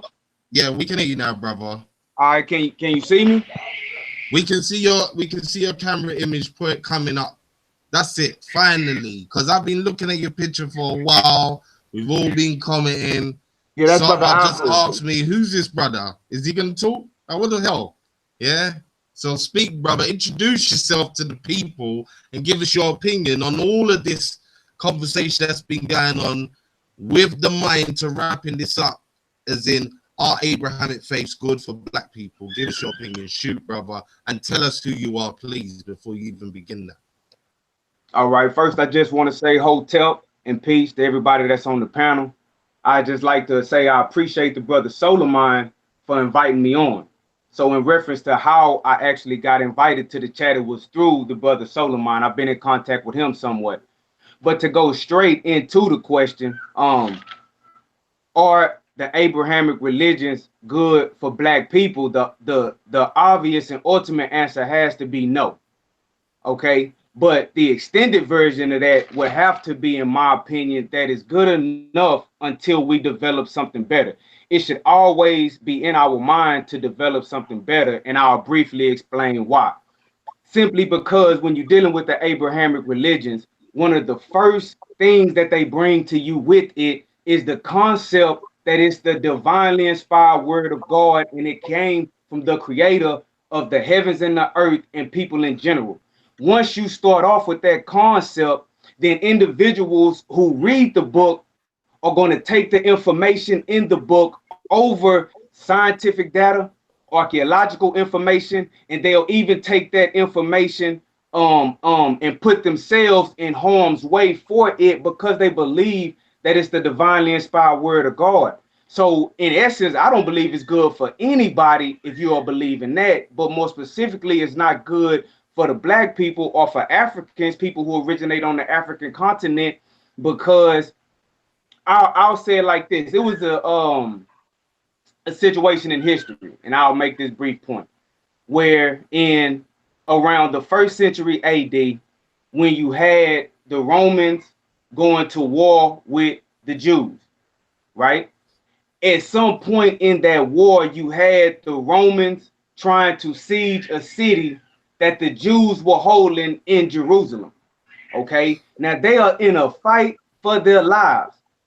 And when it came to the Sabbath, these individuals trying to observe the Sabbath decided not to defend the city, not to defend the walls on the Sabbath, because the Sabbath was a day of rest and no work was supposed to be done.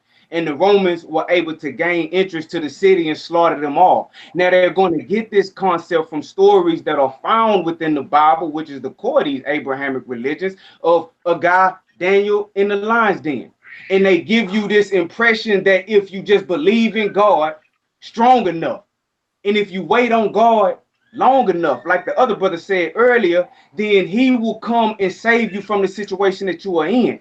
And no one is going to save you from the situation that you are in, because they would have already done it. And even when we come into the scientific field, when we learn things about the earth, when we learn things about human beings, and when we learn things about ourselves, something as simple as where did mankind come from? The theory of evolution. I subscribe to that. An individual is not going to go with any scientific information that contradicts the Bible because they believe that it came from God.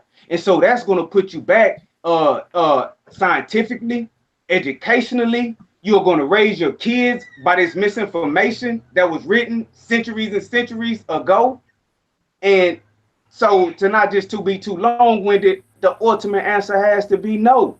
Because if you subscribe to the Abrahamic religions, you are going to believe that those books, those little books, one book, came from the creator of the heavens and earth, and you are going to put more precedence on that information than any other information, and you are not going to advance too far in this world if you think that the ultimate information in the world is in the Bible, the Quran, or the Torah. It just ain't happening. Yeah, this Also, listen, Solomon, we're gonna go down the line. Everybody's gonna give their final statements on whether or not they believe Abrahamic faiths are good for black people. And we're gonna wind this down and wrap it up, because we've been going for a while. I know the people's been enjoying it back and forth in the chat.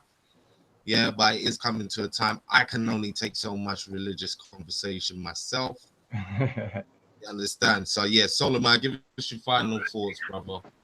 After everything. Well, on this, I would like to first give a shout out to all the people on the panel. It was a very interesting conversation, and shout out to Sci-Fi for looking good the whole time. No doubt. Yeah. That's one I guess we could all agree on, right? With all the disagreement. That was Sci-Fi looking good. Yeah, I agree on that shit. But yeah, well, I personally think what Brother Ampu said, I think that at this point in time, we can use it as a tool of progress. I think that you can, and it's been historically proven that you can be of a particular religion and still practice your culture. I think that when you talk about what happened here in the Hells of North America, this was a very interesting dynamic, because you was dealing with a whole culture of people being transported over here and being decultured. I think that had a lot to do with it. Now, when you look at other situations like the Mali Songhai Empire, it's a totally different situation. So I think that a lot of the arguments that was being made was predicated around what transpired, particularly of Africans of the diaspora. And that was a very unique situation, you know, as opposed to Islam going into West Africa. So I would say that, you know, the Abrahamic religions can be used as a tool. I mean, can be inculcated in cultures, and you can still be effective at, promoting your culture and promoting your political views under those particular religions. That's my personal opinion. All right. Sarah, before you go sleep on us.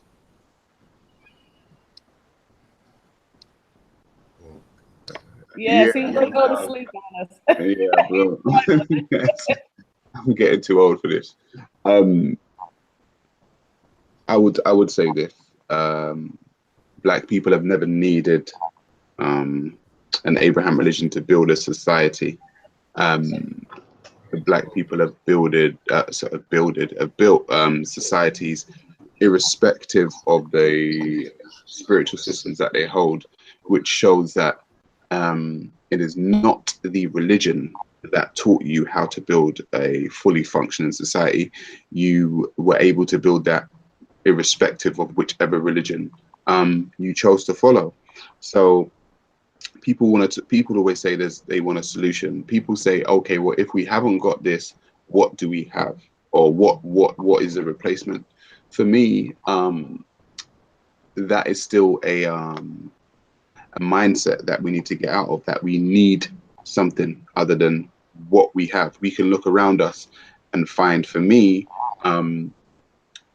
just starting to think more logically and rationally will actually help us to get out of the situation that we're in. And what you will find is you will start connecting the dots the more you start to think more logically and more rationally.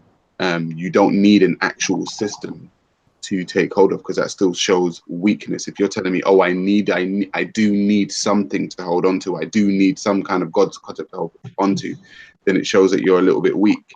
And like I said, for me, I don't really want to be building with weak individuals. I want people to say, you know what, I actually don't need something. I'm enough for myself, and we are enough for ourselves. And let's do what we need to do for ourselves.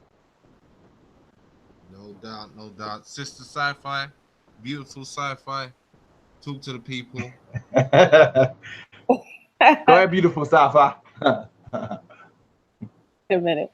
Okay, I would like to say peace to the channel. I really enjoy this show. We do need more feminine energy on panels like this to kind of balance it out a little bit. A huge shout out to Kansu for putting your opinions out there and what your studies are. I really value it. Peace to everyone on the panel. I really enjoyed the conversation.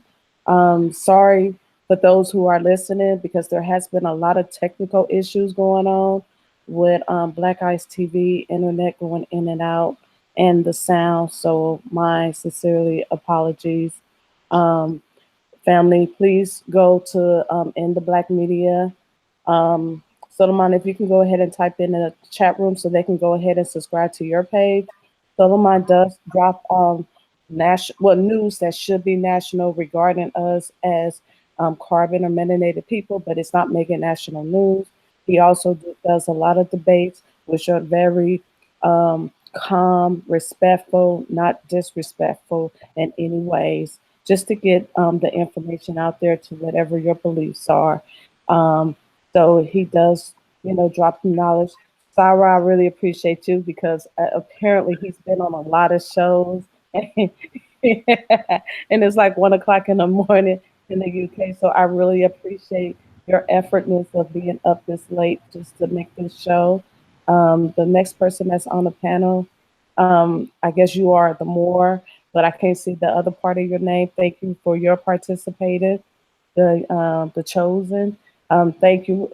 It was like a breath of fresh air when you finally did get a chance to speak. So the chat room, they did respond possibly with you and whatever the statements that you have made.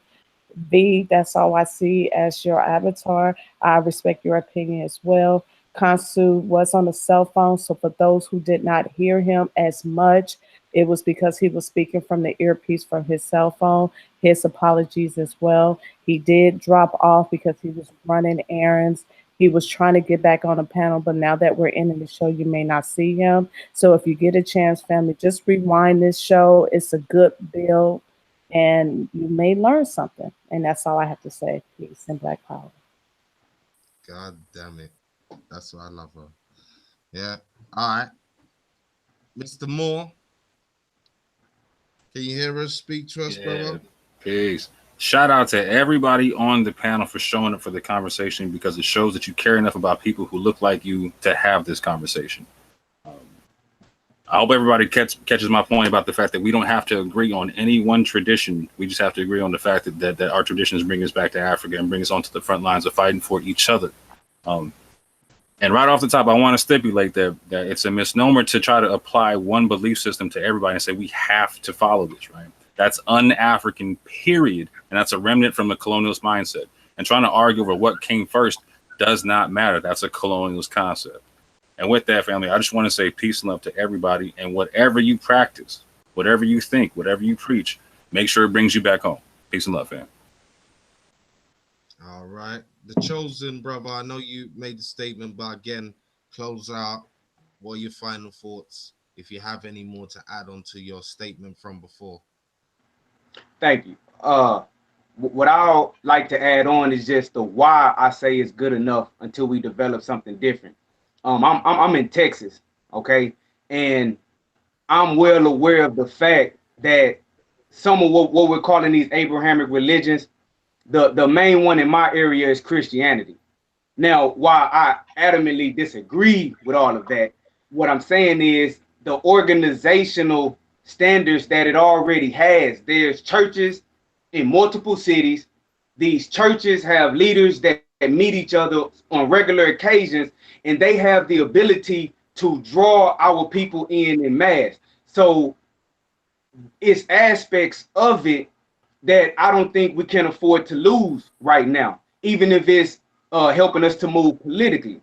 So that's why I'm saying I don't think we should just tear down the institution itself, but further develop it and take those aspects of the belief out, right? And change the origins of these beliefs, but keep the organizational standard, because organizations have helped our people get out of slavery, okay, progress since slavery, and organizations and teamwork and being able to work together is what's going to take us into the future. But we do need to develop something different that's purely of an African mindset and get totally away from the idea that those books came from God. And I appreciate y'all letting me speak. Thank you. That's all, my brother. All right, someone I personally invited, Vic. I know you enjoyed yourself this evening. Yeah, I did, man. Yeah, man. That's all. Speak on it, brother. What's your final thoughts? Well, the beginning of the whole show, it was about trying to find out if Abrahamic religions are any good for Africa and Africans in general. But what I witnessed today is just a bunch of confusion that's going on, and that's what you're going to get when you bring that thing still. You know what I'm saying to you? I asked a question, and no one seems to be like giving me a definitive answer. I was saying, no, how long has African as a race of people been yoked under religion, these three religions? I didn't get an answer. But for argument's sake, we would just say 2,000 years. Yeah, let's just say 2,000 years for argument's sake. Are you telling me Africans having managed to use the good bits out of this sort of doctrine to better themselves? And we've been oppressed for that long? Really? Like, so all this, you know, them diasporans, yeah, I'm not taking any, like, I'm being genuine here. Like Khonshu said, most of them are damaged. Yeah, they need repairing. Yeah, you can't be in a damaged position and think like you're gonna bring something that's gonna work for Africans who are also colonized. Yeah, they hold to this thing so dear, they don't even know. So you've got two confused people trying to unite with each other. Nah, it ain't gonna happen. And it was foretold that this shit will go on. Confusion. The Christians might call it the rapture. It's physical. Khonshu said, we are spiritual people. We never dealt with Abrahamic concepts of any religion. I'm saying to you, we relate to nature, but look how far we've come away from nature. And if you do that, it's pure confusion. That's what you're gonna get, because you don't know self. You don't know thyself. Thyself is the one you are. The God conscious embodied in this physical body. That's us. We live. Spirituality is not like a book you have to follow, read, like law. Like, you know what I'm saying to you? The law is within us. We know the law. We were the originals. We were the custodians. We never did Abrahamic. You know what I'm saying to you? So if 2,000 years our people been under this yoke, and everything that they do, seems like it's getting okay, that we have mobilized, organized, and done things before. I mean, the Americans can attest to the Black Wall Street, but look what happened to that. That got blown to shreds. By who? Yeah, your enemy, the one that gave you those religions, because they know. With the African, we can only operate in the spirit, the true spirit, before anything else can work. And because this spirit has been misguided with these literal false pseudo history.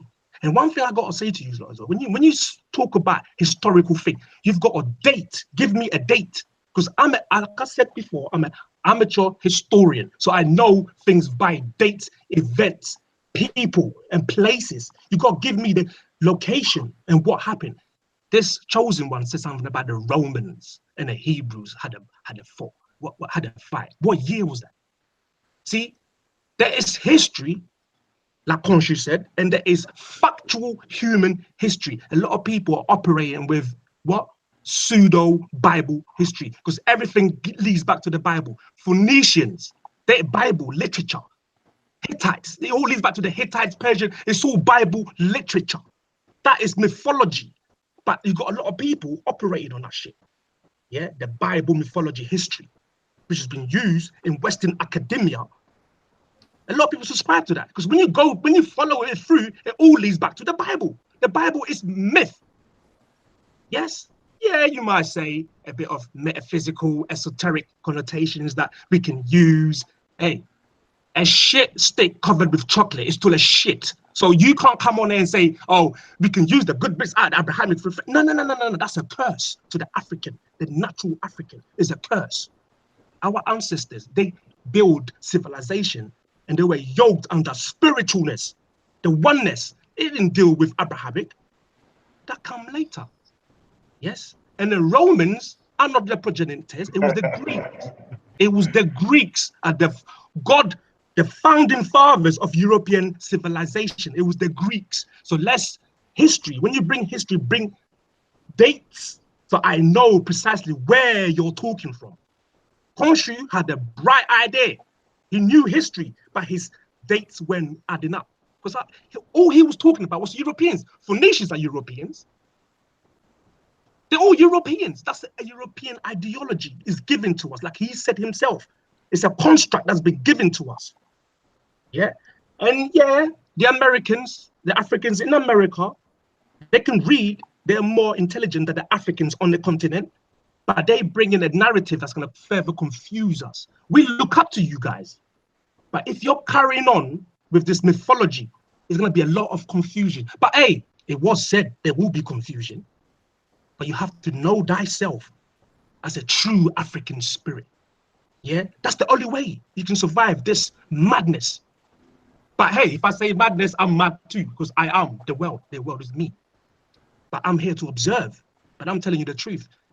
History started when they made it so with the Greeks. The Greeks are the forefathers. So if you want to know history, follow the Greek timeline. The Greeks are the fathers of these Europeans. Follow them and you will find the truth. It will lead you. That's the only thing that will lead you back to your original spirituality. Because we've been yoked for 2,000 years. You can't just repair that overnight. There's going to be some shit going on. Africans believe in Abraham, believe in Jesus. They will fight to the end. They won't listen to your Moorish whatever science, your Kemetic science. They'll be like, what are you talking about? Jesus. We are more fucked up than the Americans. But the only thing is, we still know our identity. But we pretend. We know we came from somewhere. But we pretend because we want to, this illusion of inclusion type of syndrome. Yeah, we want to act up. Now you've got black people joining like European fraternities like the Moors, the Illuminatis, and all, thinking that what are you doing? What are you doing? All right. You know what I'm saying to you? So all I'm saying is we have to go back to our original. We have to divest from all forms of religion. And it's so simple. Just do self. Because you know the science, you speak about the science, but don't try and polish something that has been detrimental to our people for 2,000 years. Just be yourself. Know thyself. And to know thyself is to know the God consciousness that is within the I, Rastafari. Well. Sorry, I had to just laugh at that one. Yeah, listen, people. Yeah, it's been an interesting evening. Yeah, it's been an interesting build. Big up to the chat room. Look out for me and Soul of Mine. We're going to be doing a few more of these panel shows on a regular basis. We won't be just talking about religious subject matters. We will be talking about social issues, relationship issues, all sorts of things. We're going to diversify the panel. We will try and have certain people back.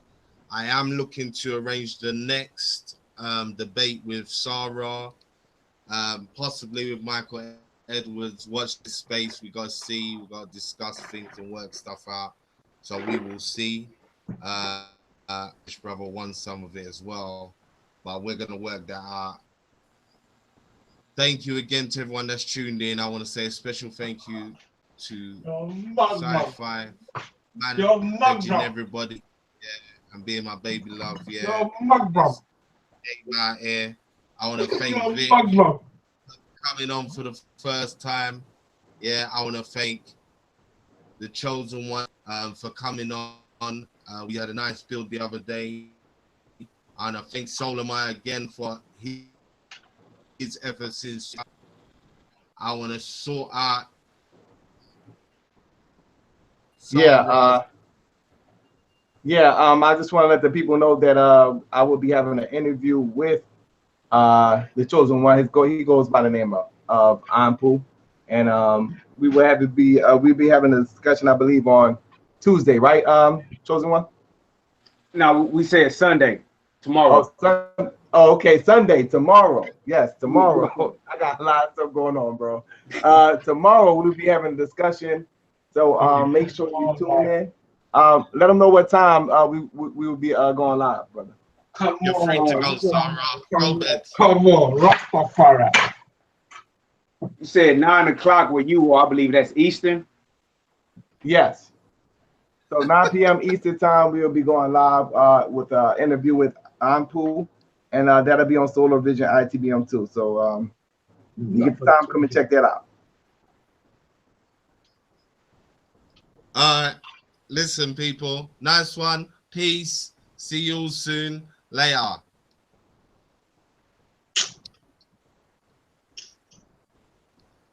God damn. Sorry, I fell straight off. I was going to ask about the Michael Edwards debate.